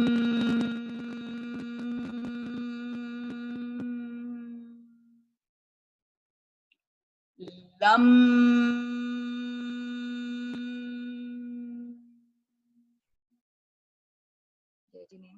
अब एक एक पेटल पर उस वाइब्रेशन को फील कराइए, और हर पेटल के भी मैंने मंत्र दिए हैं, वम शम शम सम। आप चाहे तो हर पेटल पे भी उनके रेस्पेक्टिव मंत्र को चैंट कर सकते हैं। आप जैसे जैसे चैंट करेंगे वो पेटल्स वाइब्रेट करने शुरू कर जाएंगे और पावरफुल होंगे। और वो आपके जो इम्बैलेंसिंग आ गया, अगर आपको कोई चीज का फियर आ गया है, आप लेजी हो गए, हाइपर एक्टिव हो गए हैं, या आपको कॉन्स्टिपेशन की प्रॉब्लम है, या स्केलेटल रिलेटेड कुछ प्रॉब्लम है, आपका शनि में प्रॉब्लम आ गया है, कुछ भी हो, आपका सब ठीक हो जाएगा। और उसके साथ में मैं रिक्वेस्ट करूंगी, प्लीज प्लीज प्लीज आप ध्यान दीजिए कि आप अपने डिपेंडेंट्स के साथ, अपने सबऑर्डिनेट्स, अपने वर्कर्स के साथ कैसा रिश्ता रख रहे हैं। उनके साथ रिश्ते को इम्प्रूव कीजिए, आपका मूलाधार अपने आप सुधर जाएगा। अब नेक्स्ट हमारा है स्वादिष्टान। मूलाधार पर मैंने काफी समय लगाया, रीजन मैं चाहती थी कि आप समझें कि चक्र के डिफरेंट एस्पेक्ट्स क्या हैं। अब आई एम श्योर आप खुद ही बता देंगे। स्वादिष्टान, तो स्वादिष्टान नाम से आपको समझ में आ रहा है किससे रिलेटेड है? स्वाद। स्वाद मतलब टेस्ट, टेस्ट। तो इसका सेंस ऑर्गन क्या है? टेस्ट है। इसका एलिमेंट क्या है? वाटर है। और टेस्ट हमें क्या कराता है? भोग कराता है। तो भोग कौन से प्लैनेट से रिलेटेड है? शनि से रिलेटेड है। सिचुएटेड कहाँ है स्वादिष्टान? हमारे नाभि से 6 अंगुल नीचे, जहां पे हमारे रिप्रोडक्टिव ऑर्गन्स है, हमारा वूम है, किडनी है, ब्लैडर है, लोअर बैकबोन है हमारा। क्योंकि ये वाटर से रिलेटेड है तो हमारा ब्लड भी इसमें आ गया, हमारे पेल्विस है, तो सारे ऑर्गन्स उससे रिलेटेड है। तो अगर कोई डिजीज आएंगे तो किस में आएंगी? ये ऑर्गन्स में आएंगी। तो हमें रिप्रोडक्शन रिलेटेड प्रॉब्लम होगी। तो जो वुमेन चाहती हैं कि वो प्रेग्नेंट हो बट हो नहीं पा रही हैं, कहीं ना कहीं उनका स्वादिष्टान इफेक्टेड है। आप अपने स्वादिष्टान पे फोकस कीजिए, उस पर वर्किंग कीजिए। किडनी ब्लैडर रिलेटेड प्रॉब्लम आती है, लो बैक पेन आता है, diabetes blood sugar related problem आती है। रोल क्या है स्वादिष्टान का? स्वादिष्टान क्या करता है? हमें स्वाद देता है, हमें कंफर्ट देता है। और स्वादिष्टान कहाँ पर है? हमारे वूम्ब पे है। वूम्ब, स्वादिष्टान का रिलेटेड ऑर्गन क्या? वूम्ब। वूम्ब मतलब सृजन, जननी। वूम्ब से ही, हमारे गर्भ से ही जन्म होता है, तो क्रिएशन होता है। तो रोल है स्वादिष्टान का क्रिएटिविटी। और क्या रोल है स्वादिष्टान का? कंफर्ट। बट कंफर्ट कैसा? सात्विक कंफर्ट। अब यहाँ से वहां हमें जाना है तो गाड़ी की जरूरत है।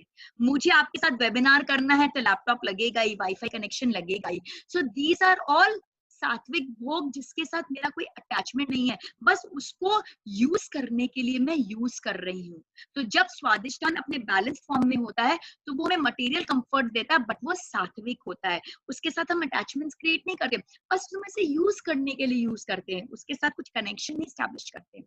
बट जैसे ही स्वादिष्टान इम्बैलेंस हो जाता है तो क्या होता है? हमारा too much of dependence on comfort हो जाता है। हम भोगी बन जाते हैं, विलासी बन जाते हैं, लेजी बन जाते हैं।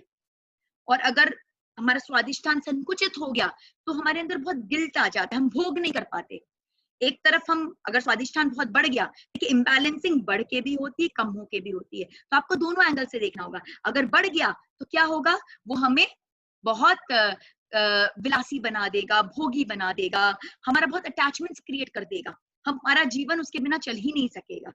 और अगर बहुत कम हो गया तो हम भोग नहीं कर पाएंगे। जब जब हम भोग करने की कोशिश करेंगे हमारे अंदर गिल्ट आएगा, एक सेल्फ ग्रीफ आएगा, राइट? तो ये हो गया इम्बैलेंस। और रिलेशनशिप किसके साथ है?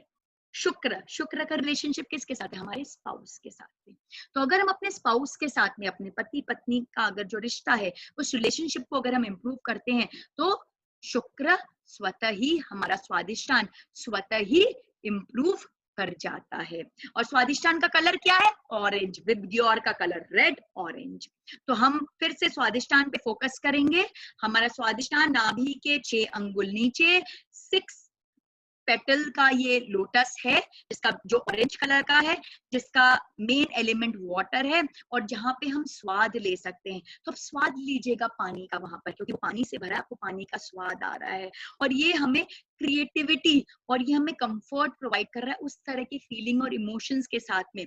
आप अपने स्वादिष्टान चक्र पे फोकस कीजिए, आंख बंद करके हम वम की चैंटिंग करेंगे। वम वम वम। जय जिनेंद्र।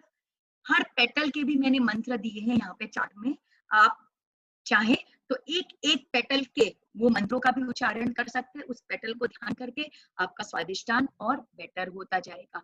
और सबसे इजी तरीका, पति पत्नी अपने रिश्तों को इम्प्रूव कर ले, स्वादिष्टान स्वतः ही इम्प्रूव हो जाएगा। थर्ड हमारा जो है वो है मणिपुर चक्र। मणिपुर चक्र जो है वो हमारे नाभि पर है। ये बहुत इंपॉर्टेंट चक्र है, क्योंकि हमारा जो जन्म है वो यहीं से हुआ है। हम जब अपने माँ से जुड़े थे तो अम्बिलिकल कॉर्ड हमारा यहाँ नाभि में ही था। इसलिए बुद्धिज्म में बहुत पावरफुल मंत्र है, ओम नमो पद्महम। वो कहते हैं ये ओम, ये जो हमारा मणिपुर चक्र है वो एक डायमंड के समान है, और वो इसकी बहुत आराधना करते हैं।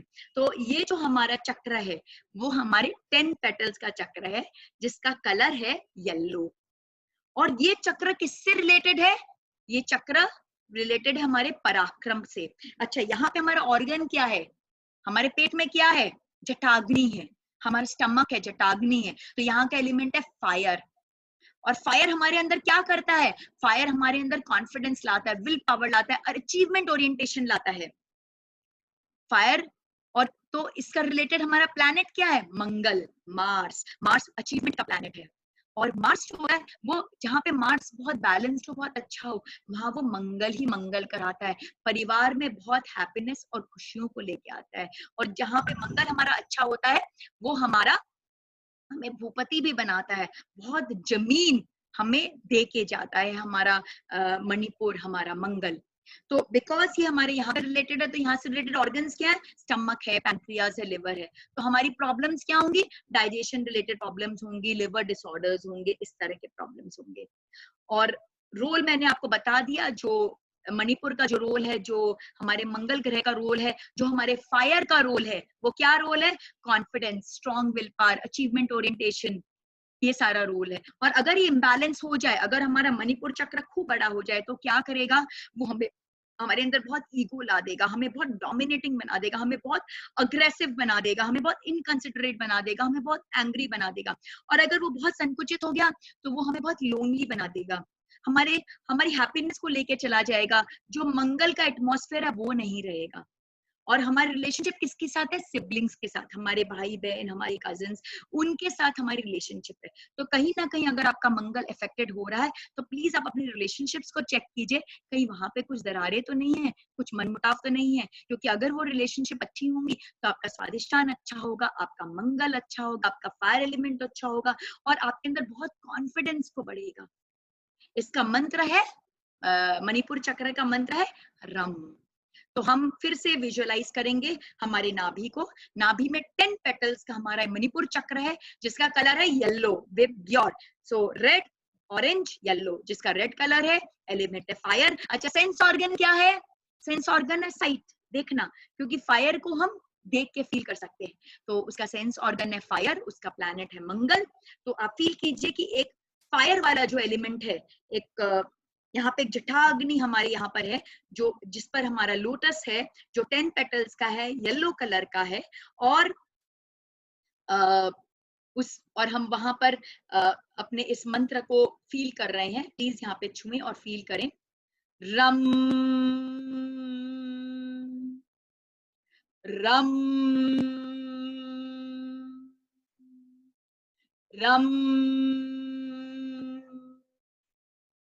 जय जिनेंद्र। और इसके 10 पेटल के भी मैंने मंत्र दिए हैं, आप उन पर भी ध्यान दे सकते हैं। नेक्स्ट है हमारा अनाहत हार्ट चक्र। अब हार्ट चक्र क्या हुआ? हमारा जो हार्ट चक्र है वो यहाँ पर हमारा सूर्य है। और इसका कलर क्या है, ग्रीन, और इसका सेंस ऑर्गन क्या है, एयर, क्योंकि यहाँ पे हमारा लंग्स है, हमारा रेस्पिरेटरी ऑर्गन्स हमारे यहाँ पर है, तो इसलिए जो एलिमेंट यहाँ पर है वो है एयर एलिमेंट। और इसको हम कैसे फील कर सकते हैं, सेंस ऑर्गन है यहाँ का टच, और हमारा जो ये प्लैनेट है वो है सन, और रिलेटेड ऑर्गन्स क्या है, हमारे लंग्स है, हार्ट है, थोरैक्स है, हमारा ब्रेस्ट है, सर्कुलेटरी सिस्टम्स है, हैंड्स है, आर्म्स है, ये सारी चीजें हैं। फिजिकल डिजीज क्या आती है अगर ये बैलेंस हो, respiratory diseases, heart related problem, circulatory problems, breast cancer, skin disorders, upper back pain, immunity. Role क्या है, अब रोल क्या है हमारे अनाहत का, हमारे अनाहत का रोल है जो सूर्य का रोल है। सूर्य क्या करता है, आप बताएंगे मुझे, सूर्य क्या करता है, सूर्य देवता करते क्या है, सूर्य देवता हमें अनकंडीशनल लव देते हैं। अगर पूरे ब्रह्मांड में कोई हमें अनकंडीशनली प्रेम करता है तो वो सूर्य देवता है। जब सूर्य देवता अपना प्रकाश देते हैं, अपनी ऊर्जा देते हैं, तो वो ये नहीं देखते कि ये भाई मुझे मेरी प्रार्थना करता है कि नहीं करता है, ये हिंदू है कि मुस्लिम है कि सिख है कि ईसाई है, ये रोज सूर्याग्रह देता है तो मैं ज्यादा इसे दे दूं, ये नहीं देता है तो इसे कम दे दूं। वो पक्षपात नहीं करते, वो अनकंडीशनल देते हैं। तो ये जो हमारा चक्र है ना, ये हमें अनकंडीशनल बनाता है, अनकंडीशनल लव से भरता है, कंपैशन भरता है, हमारे अंदर रिस्पेक्ट लाता है, हमें रिस्पॉन्सिबल बनाता है, हमें सेंसिटिव बनाता है, और हेल्दी रिलेशनशिप्स को क्रिएट कराता है। और अगर ये इम्बैलेंस हो जाए तो क्या होगा, ठीक उसका उल्टा, हम कोल्ड हार्टेड हो जाएंगे, अनफॉरगिविंग हो जाएंगे, सेल्फिश, डिसरेस्पेक्टफुल। और अगर वो बहुत छोटा हो गया तो हम डिपेंडेंट हो जाएंगे, हमारे अंदर वर्दीनेस की फीलिंग आ जाएगी, we will feel that we are not worthy enough, हमारा रेस्पेक्ट खत्म हो जाएगा, हमारी रिलेशनशिप्स खराब हो जाएंगे। और सूर्य का और हमारा जो अनाथ है, इसका रिलेशन किसके साथ है, हमारे पिता के साथ। तो अगर आप चाहते हैं कि दुनिया में आपकी रिलेशनशिप्स बहुत अच्छी हो, आपकी लाइजनिंग अच्छी हो, आप जहां चाहें आपका काम हो जाए, आपका बहुत रेस्पेक्ट हो, सब कुछ बहुत अच्छा हो, तो प्लीज आप जाएं और अपने पिता के साथ अपने रिश्तों को सुदृढ़ कर लें। जिसका अपने फादर के साथ अच्छा रिश्ता होता है, उसका सूर्य बलिष्ठ होता है, उसका अनाहत चक्र बैलेंस्ड होता है। सो इजी, कुछ करने की जरूरत नहीं है, आपके पिताजी आपके पास ही हैं, जाके उनको बस प्यार कर लीजिए, वो तो प्यार के भूखे हैं, उनको प्यार कर लीजिए, उनको लव दे दीजिए। अब जैसे ही वो देंगे, आपका अनाहत सेटल्ड हो जाएगा, आपका अनाहत अच्छा हो जाएगा, बैलेंस्ड हो जाएगा। और इसका मंत्र क्या है, यम। तो मैं चाहूंगी आप अपने हार्ट चक्र पर ऐसे हाथ रखें, विजुअलाइज करें ग्रीन कलर का आपका ये हार्ट चक्र, जो 12 पेटल्स का है, जिसमें एयर एलिमेंट है, जिसको आप फील कर सकते हैं टच करके। सूर्य का पावर है इसके अंदर में, वहां पर आप टच करके आप चैंट कीजिए यम यम यम। जय जिनेंद्र। और आप इंडिविजुअल मंत्र को भी कर सकते हैं। ये मंत्र का भी मैं एक ट्रिक आपको बताऊंगी, आप फिर कभी भूलेंगे नहीं वो मंत्र की भी ट्रिक को। अब आते हैं विशुद्धि। विशुद्धि हमारे यहाँ पे कंठ पे, ये ब्लू कलर का है, और इसका एलिमेंट क्या है, आकाश। और विशुद्धि का ऑर्गन क्या है, किसके पास है, ईयर्स के पास। तो हियरिंग इसका ऑर्गन है। ये रिलेटेड हमारे प्लैनेट से, मर्क्यूरी, बुध से रिलेटेड है। और ऑर्गन्स क्या क्या हमारे यहाँ पे, thyroid gland, throat, vocal cord, bronchial tubes, हमारा गला, हमारी नासिका, ये सारे ऑर्गन से रिलेटेड है। फिजिकल डिजीज क्या होती है इम्बैलेंस से, हमारा थ्रोट में प्रॉब्लम हो जाता है, नेक में, शोल्डर्स में, टीथ में, नोज में, ईयर्स में। इसका रोल क्या है, विशुद्धि। विशुद्धि क्या कराता है, विशुद्धि बुद्ध से रिलेटेड है, वो कम्युनिकेशन कराता है। जिन लोगों का विशुद्धि बहुत अच्छा होता है, दे आर एक्सीलेंट कम्युनिकेटर्स। वो बस बोलते हैं और सामने वाले के दिल को बात छू जाती है, उन्हें तुरंत समझ में आ जाता है। और जिनका विशुद्धि बैलेंस नहीं होता है, वो बेचारे जितना चाहे समझाने की, लोग उनकी बात को समझ नहीं पाते। और इसके साथ में एक और बात है, सिर्फ अच्छे कम्युनिकेटर्स नहीं होते, उनकी बात में सत्यता होती है, वो ट्रुथफुल होते हैं, वो ऑनेस्ट होते हैं, वो नॉन जजमेंटल होते हैं, वो डिटैच्ड भाव के साथ रहते हैं, वो इंडिपेंडेंट होते हैं। और जहां विशुद्धि इम्बैलेंस्ड होता है, they are poor communicators, they are judgmental. विशुद्धि बहुत बड़ा हो गया तो दे आर ओवर टॉकेटिव, विशुद्धि बहुत संकुचित हो गया तो स्टैमर करने की उनको प्रॉब्लम्स हो जाती है, झूठ बोलते हैं, डिसऑनेस्ट होते हैं। और विशुद्धि चक्र का रिश्ता किसके साथ में है? स्वयं के साथ में, हमारे सेल्फ के साथ है हमारा रिश्ता। तो अगर आपको विशुद्धि को इम्प्रूव करना है तो अपने से अपना रिश्ता बनाइए। और कैसे आप अपने से अपना रिश्ता बनाएंगे? ट्रुथफुल होकर। आप जितने ट्रुथफुल होंगे, जितने सोल कॉन्शियसनेस में जिएंगे, आपका विशुद्धि उतना अच्छा होगा। और इसका मंत्र है हम। तो विजुअलाइज कीजिए एक ब्लू कलर का चक्र यहाँ पर, जिसके 16 पेटल्स हैं, जिसका सेंस ऑर्गन हियरिंग है और जिसका प्लैनेट मर्क्यूरी है, वो यहाँ पर है। मंत्र है हम। हम हम हम। जय जिनेन्द्र। अब हम आएंगे हमारे आज्ञा चक्र। आज्ञा चक्र है यहाँ पर, इसके 2 पेटल हैं, कलर इंडिगो है और इसका एलिमेंट क्या है? प्रकाश। और इसका सेंस ऑर्गन क्या है? इंट्यूशन। जिसका आज्ञा चक्र जागृत हो जाता है उसमें इंट्यूटिव पावर्स आ जाती हैं। और इसका प्लैनेट क्या है? जुपिटर, गुरु।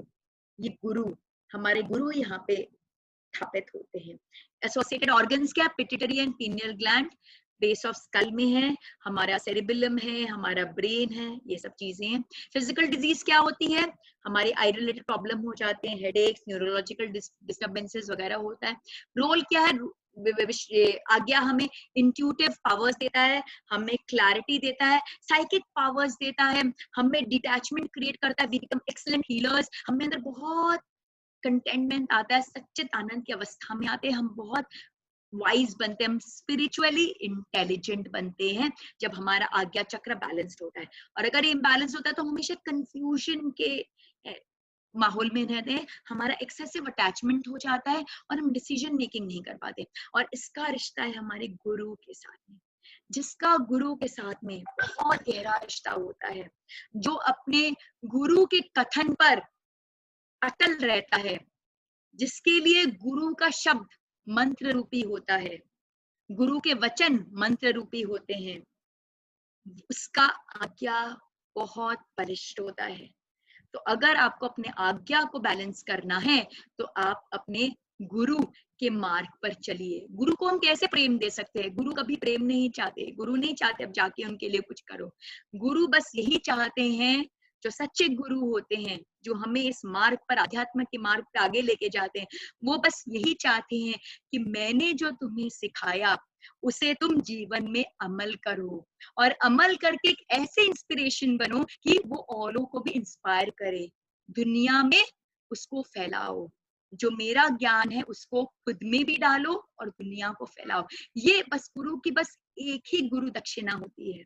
तो अगर आप ऐसी गुरु दक्षिणा को पूरा कर पाएंगे, गुरु के मार्ग पे चल पाएंगे, तो आपका गुरु तत्व जो है वो बहुत बलिष्ठ होगा। और यहाँ का मंत्र क्या है? ओम। तो मेरे साथ प्लीज आप 2 पेटल का जो चक्र है उसको आप उस पर फोकस कीजिए और देखिए यहाँ पे इंडिगो कलर का है। ओम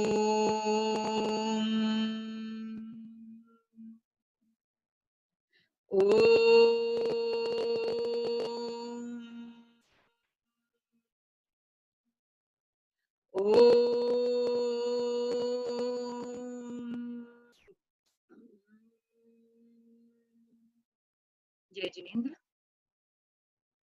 अब हम आते हैं हमारे फाइनल चक्र सहस्रार। इसमें 1000 पंखुड़ियां हैं, ये वायलेट कलर का है। इसके एलिमेंट को तो हम बता ही नहीं सकते। इसका सेंस ऑर्गन भी एक अद्वैत की भावना है, नॉन डुअलिटी है। इसका प्लैनेट है मून, ये शांति का कारक है और ये एसोसिएटेड ब्रेन है नर्वस सिस्टम के साथ। अगर ये यहाँ पे प्रॉब्लम होती तो हमें न्यूरोलॉजिकल डिसऑर्डर्स होते हैं, हमारी मेंटल हेल्थ डिस्टर्ब होती है।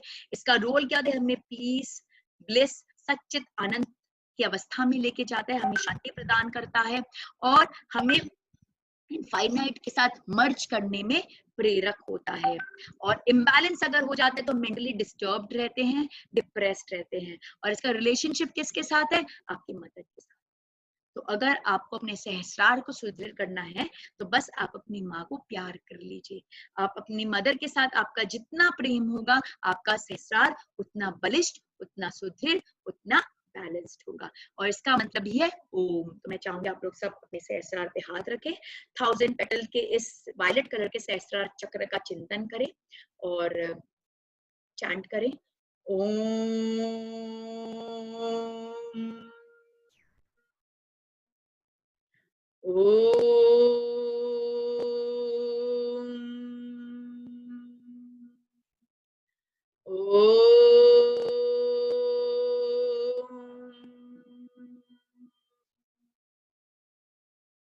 जय जी। तो ये था हमारा चक्रा बैलेंसिंग के बारे में। इतनी डिटेल में मैंने इसलिए बताया आपको क्योंकि मैं चाहती हूँ कि आप बस आंख बंद करें और अपने चक्रा को फील कर सकें। हम अपने शरीर के साथ तो बहुत कनेक्टेड हैं। हम बस आंख बंद करते अपने शरीर को तुरंत फील कर लेते हैं। हमें कुछ फोटो की या हमें कोई मिरर की जरूरत नहीं होती अपने शरीर को, अपने चेहरे को अपने सामने लाने की। तो इसीलिए हम आप अगर अपने चक्र को इतने अच्छे से समझेंगे, उसके एलिमेंट्स को, उसके वो कौन से ऑर्गन से रिलेटेड है, वो कौन से सेंस ऑर्गन से रिलेटेड है, उसका कलर क्या है, उसके पेटल्स क्या, उसका मंत्र क्या है, उसका रोल क्या है, तो आप उतने अच्छे से उसके साथ कनेक्ट कर पाएंगे, विजुअलाइज कर पाएंगे और आप उसको चैंट करके, उस मंत्रों को चैंट करके और वो रिलेशनशिप को इम्प्रूव करके आप उसे सुदृढ़ कर पाएंगे। एक क्वेश्चन आया अभी मेरे सामने कि हाउ जिनकी मदर नहीं है वो क्या करें? तो आपकी मदर नहीं है बट मदर समान तो और भी बहुत लोग हैं। प्रेम कीजिए उन्हें, प्रेम कीजिए। और आप अपनी मदर के लिए सूक्ष्म रूप में प्रार्थना कर सकते हैं। जो भी अगर कुछ गलतियां हो तो उस गलतियों को आप प्रेयर्स के थ्रू उन तक पहुंचा सकते हैं। और आपके जीवन में और भी माँ समान जो भी हो, आपकी मौसी होंगी, मामी होंगी, चाची होंगी या कोई भी स्त्री जिसमें माँ का स्वरूप आपको लगता है, उन तक आप अपना प्रेम पहुंचाइए तो आपका अपने आप सहस्रार जो है वो सुदृढ़ हो जाएगा। अब now I come to the last slide. बहुत समय मैंने ले लिया है, माय गॉड ऑलरेडी 4:50 हो गया। बिगनिंग में कुछ टेक्निकलिटी के इश्यू के कारण थोड़ा हमारा लेट भी हो गया था, प्लस ये टॉपिक भी बहुत डीप था, 1.5 घंटे बहुत कम है। फिर भी मैंने कोशिश की कि किस तरह से कंसाइज करके समय के अंदर कर सकूं। तो this is our last slide कि steps to increase our spiritual intelligence. सबसे पहले मैं आपको ये बताना चाहूंगी कि जितना भी ज्ञान हमने प्राप्त किया ये किस कैटेगरी में आएगा? इंटेलेक्चुअल इंटेलिजेंस, इमोशनल इंटेलिजेंस की स्पिरिचुअल इंटेलिजेंस? किस कैटेगरी में आएगा ये पूरा ज्ञान जो अभी हम पिछले 1.5 घंटे से समझ रहे हैं? किस कैटेगरी में आएगा? कोई आंसर कर सकेगा मुझे? ये आएगा इंटेलेक्चुअल इंटेलिजेंस की कैटेगरी में, क्योंकि हमने तो खाली टेक्निकलिटी समझी है, हमने तो खाली टेक्निकलिटी समझी है, हमने खाली ज्ञान प्राप्त किया है कि है क्या, हमने उसे फील थोड़ी ना किया है अभी तक। और मैं सक्षम भी नहीं हूं आपको फील कराने में। अगर आप सही रूप में फील करना चाहते हैं, सही रूप में अगर आप चाहते हैं उसे फील करना, तो आपको जाना किसके पास पड़ेगा? आपको चाहिएगा गुरु का गाइडेंस। गुरु गोविंद दो खड़े काके लागू पाए, बलिहारी गुरु आपने जिन गोविंद दियो बताए। गुरु ब्रह्मा गुरु विष्णु गुरु देवो महेश्वरा, गुरु साक्षात परम ब्रह्मा तस्मै श्री गुरुवे नमः। हमारे जीवन में गुरु का रोल बहुत महत्वपूर्ण है, नहीं तो सिर्फ ज्ञान है। मैं 1.5 घंटे से जो आपको बता रही हूँ वो सिर्फ ज्ञान है, कोई वैल्यू नहीं है उसका। बस वैल्यू ये है जो मैंने आपको बिगनिंग में बताया था, थ्रेशोल्ड कॉम्पिटेंस, एंट्री लेवल। आपके अंदर क्यूरियोसिटी आई, इंटरेस्ट आया कि yes this is important for me, मेरे लिए जरूरी है। ये सिर्फ ये नहीं कि मैं जब अपने वो क्या बोलते हैं ना, 4 अपने आश्रम होते हैं, जब मैं अपने लास्ट आश्रम में पहुंचूंगा तब मैं इसको करूंगा। आज आपसे शेयर करने का मेरा उद्देश्य सिर्फ और सिर्फ इतना ही है कि आप समझें कि आध्यात्म से आप ओत प्रोत है, आध्यात्म आपसे भिन्न नहीं है। अगर आपको इस जीवन में सक्सेसफुल बनाना है, अगर आप चाहती हैं कि आपने जो जन्म लिया, आप जब वापस जाएं और भगवान के सामने आपका साक्षात्कार हो, तो आप उनको बोल सके कि यस, मैंने अपने पर्पस को अच्छे से फुलफिल किया, मैंने अपने कर्मों में पुण्य कर्म ही ऐड किए, पाप कर्म ऐड नहीं किया, मैं अपने वैल्यूज पे अडिग रहा, मैं जो जो एक्सपीरियंस को एक्सपीरियंस करने के लिए गया था, मैंने उसको भरपूर एक्सपीरियंस किया। तो सिर्फ ये बताने के लिए आज का सेशन है। लेकिन अगर आपको सही में स्पिरिचुअली इंटेलिजेंट बनना है तो आपको गुरु लगेंगे, आपको गुरु के पास जाना होगा, गुरु को अपने आप को समर्पित कर देना होगा।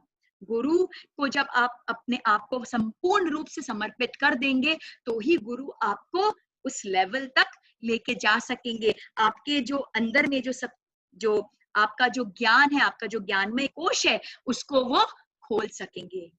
गुरु बिना गति नहीं। तो आपको सबसे पहले, आप सबके आई एम श्योर गुरु होंगे, आप सब अपने अपने गुरु को नमन करें और अपने गुरु से प्रार्थना करें कि गुरु इस आध्यात्म के मार्ग में मुझे और आगे लेके जाए और मेरे स्पिरिचुअल इंटेलिजेंस को और इम्प्रूव करें। तो सबसे फर्स्ट स्टेप है, we need the guidance of a guru and then communion with divine power, God. देखिए, मैंने गुरु को पहले बोला, फिर भगवान को बोला, क्योंकि गुरु गोविंद दऊ खड़े काके लागू पाए, बलिहारी गुरु आपने जिन गोविंद दियो बताए। तो गुरु पहले आते हैं। गुरु अगर होते हैं तो ही हम भगवान के सही स्वरूप को समझ पाते हैं, नहीं तो हम भटक जाते हैं। बहुत आसान है गुरु के साथ भगवान के पास पहुंचना, क्योंकि गुरु क्या करते हैं ना, लीज लाइन बिछा के रखे हैं। एक हाथ से वो भगवान को पकड़े हुए ऑलरेडी, उनको ऑलरेडी आत्म साक्षात्कार हो रखा है, एक हाथ से पकड़ के रखे, और दूसरा हाथ से वो हमें पकड़ लेते हैं। उनके थ्रू हम भगवान तक अपने आप पहुंच जाते हैं। लेकिन जब हम खुद से पहुंचने की कोशिश करते हैं तो बहुत सारे प्रॉब्लम आते हैं, जैसे आज हमारे साथ हुआ था, कुछ टेक्निकल प्रॉब्लम, कुछ वो प्रॉब्लम, कुछ ये प्रॉब्लम, तो प्रॉब्लम्स आते जाते हैं, तो हम आगे नहीं बढ़ पाते। तो हमें बहुत जरूरी है कि हमें गुरु का गाइडेंस चाहिए और हमें अपने इस डिवाइन पावर्स को बढ़ाना पड़ेगा।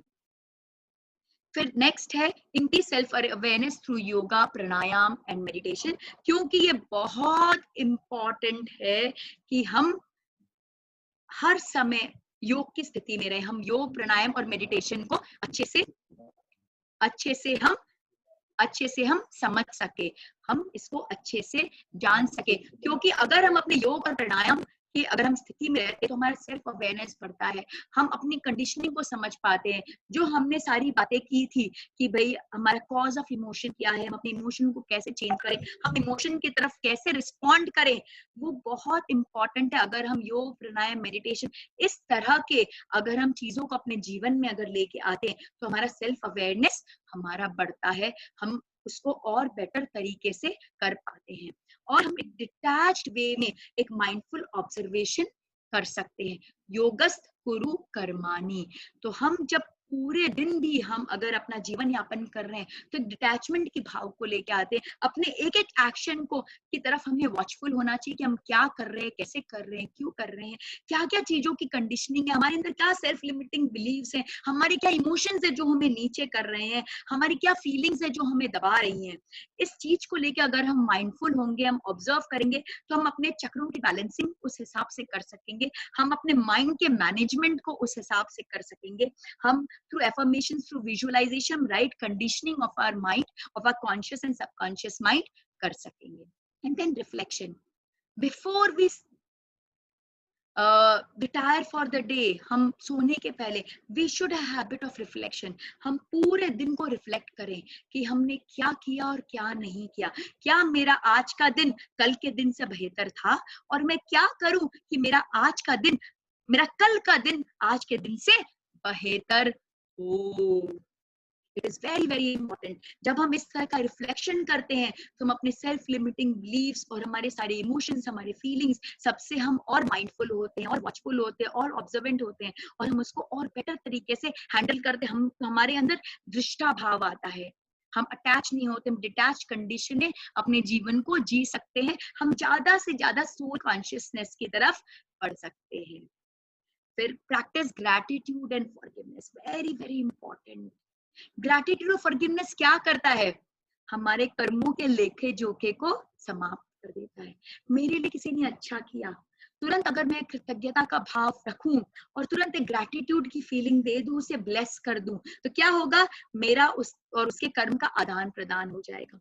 सिमिलरली, जैसे ही मुझे कुछ बात मैंने की जो सही नहीं थी, मुझे तुरंत माफी लेनी चाहिए। या किसी ने कुछ ऐसा किया जो मुझे अच्छा नहीं लगा, मुझे उसे फॉरगिव कर देना चाहिए, चाहे उसने फॉरगिवनेस मांगी या नहीं मांगी, हमें फॉरगिव कर देना चाहिए। When we practise gratitude and forgiveness, तो क्या होता है? हमारे कर्म नहीं बढ़ते, हमारे कर्म हमें नहीं लगते। हमारी तो कोशिश इस जीवन में यही है कि कैसे कैसे हम अपने कर्मों की गति को कम करें, बट अपनी अज्ञानता में हम उसको बढ़ाते ही जाते हैं। तो when we practise gratitude and forgiveness, so बहुत हद तक हम बहुत सारे कर्मों को यहीं पे ही कैंसिल कर देते हैं। And finally, service to humanity, सेवा बहुत इंपॉर्टेंट। और सेवा किसकी? उन्हीं की क्रिएशन की सेवा।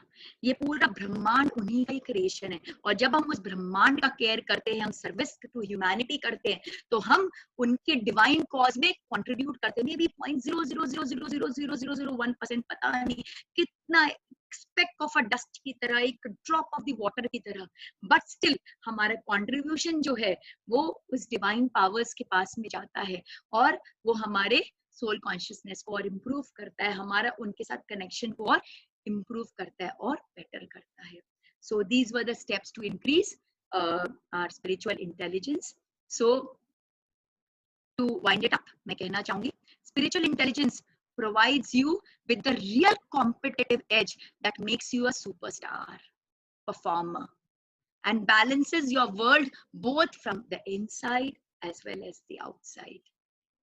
आज के दिन में बहुत आध्यात्म की बातें होंगी आज के हमारे सेशन में, बट अगर मैं मूल पर जाऊं, सिर्फ आपके फायदे की अगर बात बोलूं, तो क्या फायदा है? अगर आज के दिन में आप सुपरस्टार परफॉर्मर बनना चाहते हैं, आप रियली रियली सक्सेसफुल बनना चाहते हैं, तो आपके पास कोई चॉइस नहीं है। You need to become spiritually intelligent, क्योंकि यही हमें रियल कॉम्पिटिटिव एज प्रोवाइड करता है इन दिस सिनेरियो। बिकॉज आज सारी चीजें आर्टिफिशियल इंटेलिजेंस से रिप्लेस्ड होती जा रही है, ह्यूमंस भी रोबोट से रिप्लेस्ड होते जा रहे हैं। तो ह्यूमन के अंदर क्या एक चीज है जो कभी रिप्लेस नहीं हो सकती? वो है हमारा आध्यात्म, वो है हमारी स्पिरिचुअलिटी, हमारा द रीजन ऑफ एग्जिस्टेंस जो हमें उनसे मिला, वो कभी रेप्लिकेट नहीं हो सकता। और अगर आप इस पर अगर आप टैप करेंगे, इसे अपना स्ट्रेंथ बनाएंगे, तो आपको एक रियल कॉम्पिटिटिव एज मिलेगा in this world to become superstar performer. तो बस इसी के साथ मैं आज के सेशन को यहाँ विश्राम दूंगी। वापस से अपने गुरु और गुरु मंडला को कोटि कोटि प्रणाम, क्योंकि आज मैंने जो भी आपके साथ शेयर किया वो सब मेरे गुरु का आशीर्वाद है, और मैं चाहूंगी कि आप भी अपने गुरु के प्रति समर्पित हो और अपनी स्पिरिचुअल इंटेलिजेंस को बढ़ा सके और एक सुपरस्टार परफॉर्मर बन सके, रियल कॉम्पिटिटिव एज ला सके। धन्यवाद। जय जिनेन्द्र। बहुत सुंदर प्रोग्राम सोनल, रियली एक तक नजर भी नहीं हट रही थी इस प्रोग्राम से, और इतने कमेंट्स मिले, तुमको इतना कॉम्प्लीमेंट्स मिला है। कॉम्प्लीमेंट्स उसमें नहीं कि इतने सरल शब्दों के अंदर में जो समझाया वो सबके दिलों में उतर गया। अब मैं चाहती हूँ कि हमारे नागपुर की हमारी सुधा अग्रवाल जी भी हैं, और वहां जिंदगी से ललित सरावगी जी भी हैं। तो पहले ललित सरावगी जी को सामने लाया जाए। ललित सर, आज का ये कार्यक्रम ने ललित सरावगी जी वहां जिंदगी के साथ में किया है। ललित सरावगी जी से काफी हमारा जुड़ाव है, और मैं चाहूंगा ललित सरावगी जी को अनम्यूट करें और वो दो शब्द बोलकर हमें उत्साहित करें। वीडियो साथ में क्या मैंने कहा किसको? ललित सरावगी जी को अनम्यूट कर दिया है हमने। और वीडियो ऑन कर ले वो अपना, स्टॉप स्क्रीन शेयर कर।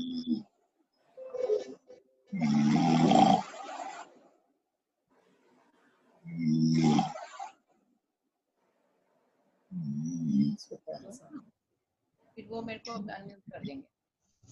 ठीक है ललित जी, जब तक आते हैं मैं सुधा जी को बोलूंगी कि सुधा जी नागपुर की आपकी बिटिया है सोनल, आप उसके बारे में। प्रणाम आंटी। अरे खुश रहो। प्रणाम आंटी। श्याम जी भी है तो साथ में ले लीजिए उनको भी। नहीं, श्याम जी तो मेरे बगल में नहीं है। इनफैक्ट मैं सोनल के लिए क्या कहूँ, वो तो हमारी नागपुर की शान है।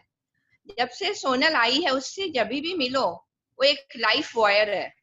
इनफैक्ट उससे मिलने के बाद उसके से एनर्जी मिल जाती है, और जो संस्कार उसको अब मिले हैं और जो आपने दिए हैं सोनल को संस्कार, और उसकी जो एनर्जी है, उसकी जो हर रूप में अपना निभाती है, वो बहू का चाहे रूप हो, चाहे पत्नी का रूप हो, चाहे माँ का रूप हो, हर रूप को वो बहुत बखूबी निभाती है Sonal.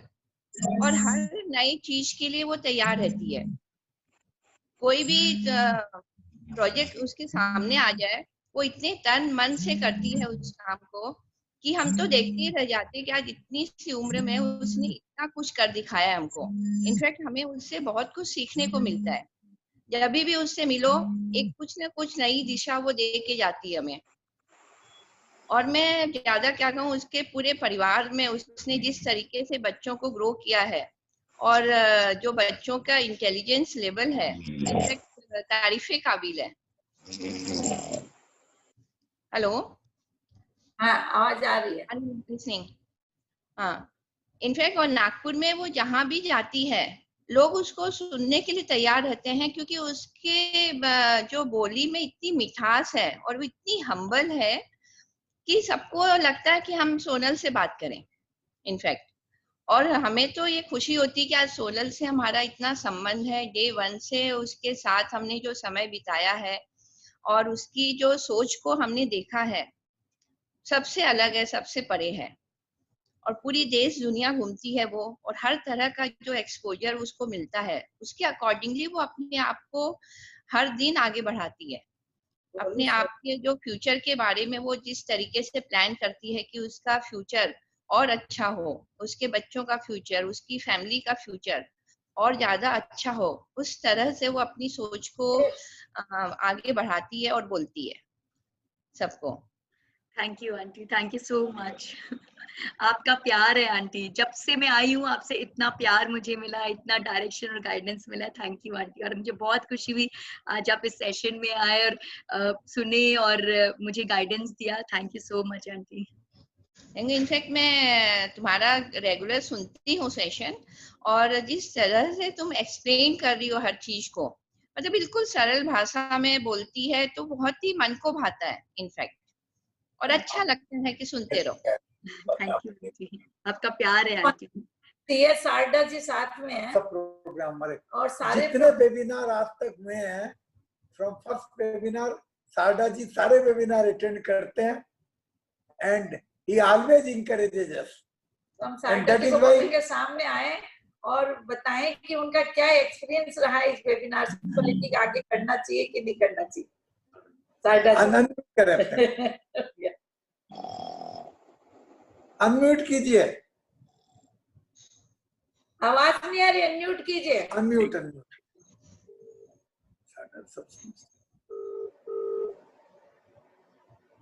We want to thank Santosh ji for a series of webinar in this lockdown period for enhancing and enriching our knowledge.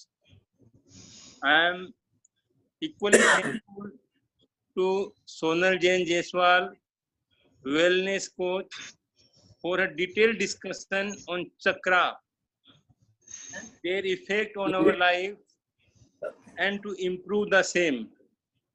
And while deliberating the same, seek out so many other topics also. It was excellent session, well organized session. This is a good speaker. Thank you, Sonal. Sonal, हाँ ललित कटारिया जी अपने साथ में, उनको unmute कर दो, वो कुछ बोलना चाहते हैं। ललित कटारिया, ललित कटारिया जी।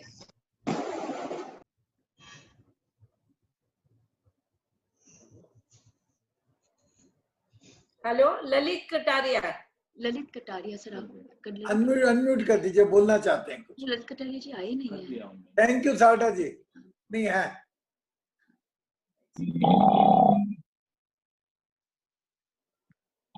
ललित सरावगी जी आ गए। कहाँ पर है?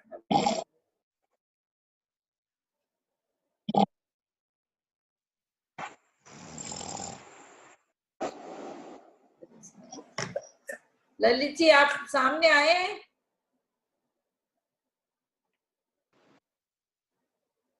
पता नहीं है कोई। ललित जी, ललित कटारिया जी, आपके वीडियो को ऑन कर दीजिए, वीडियो ऑफ है। और ललित सरावगी जी, आप भी वीडियो को ऑन कर दीजिए।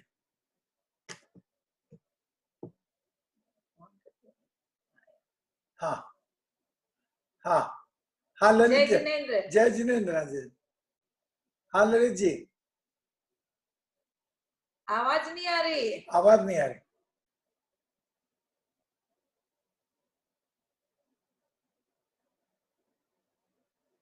आवाज नहीं आ रही है।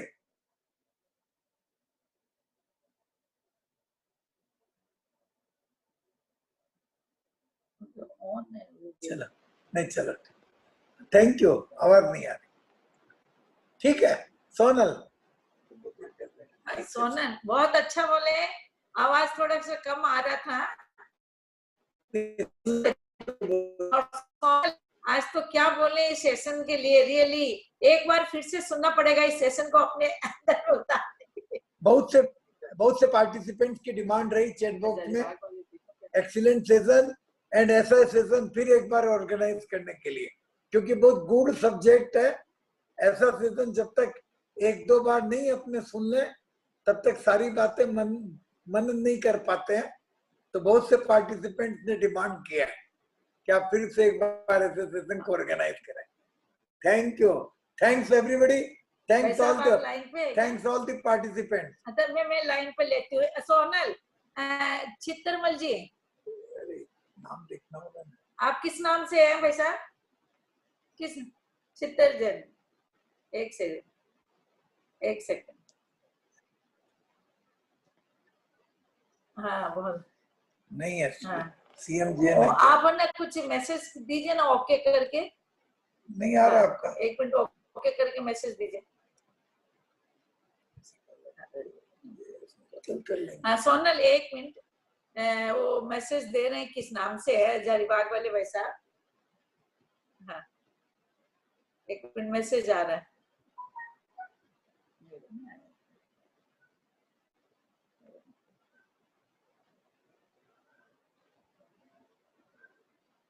नहीं है, चलो ठीक है। चलो, thank you Sonal, thank you, thanks all the participants. And कल भी हमारा डॉक्टर अमरीश मेहता का सेशन बहुत अच्छा सेशन रहा है, जिसकी बहुत पार्टिसिपेंट्स द्वारा डिमांड रही है। हाँ।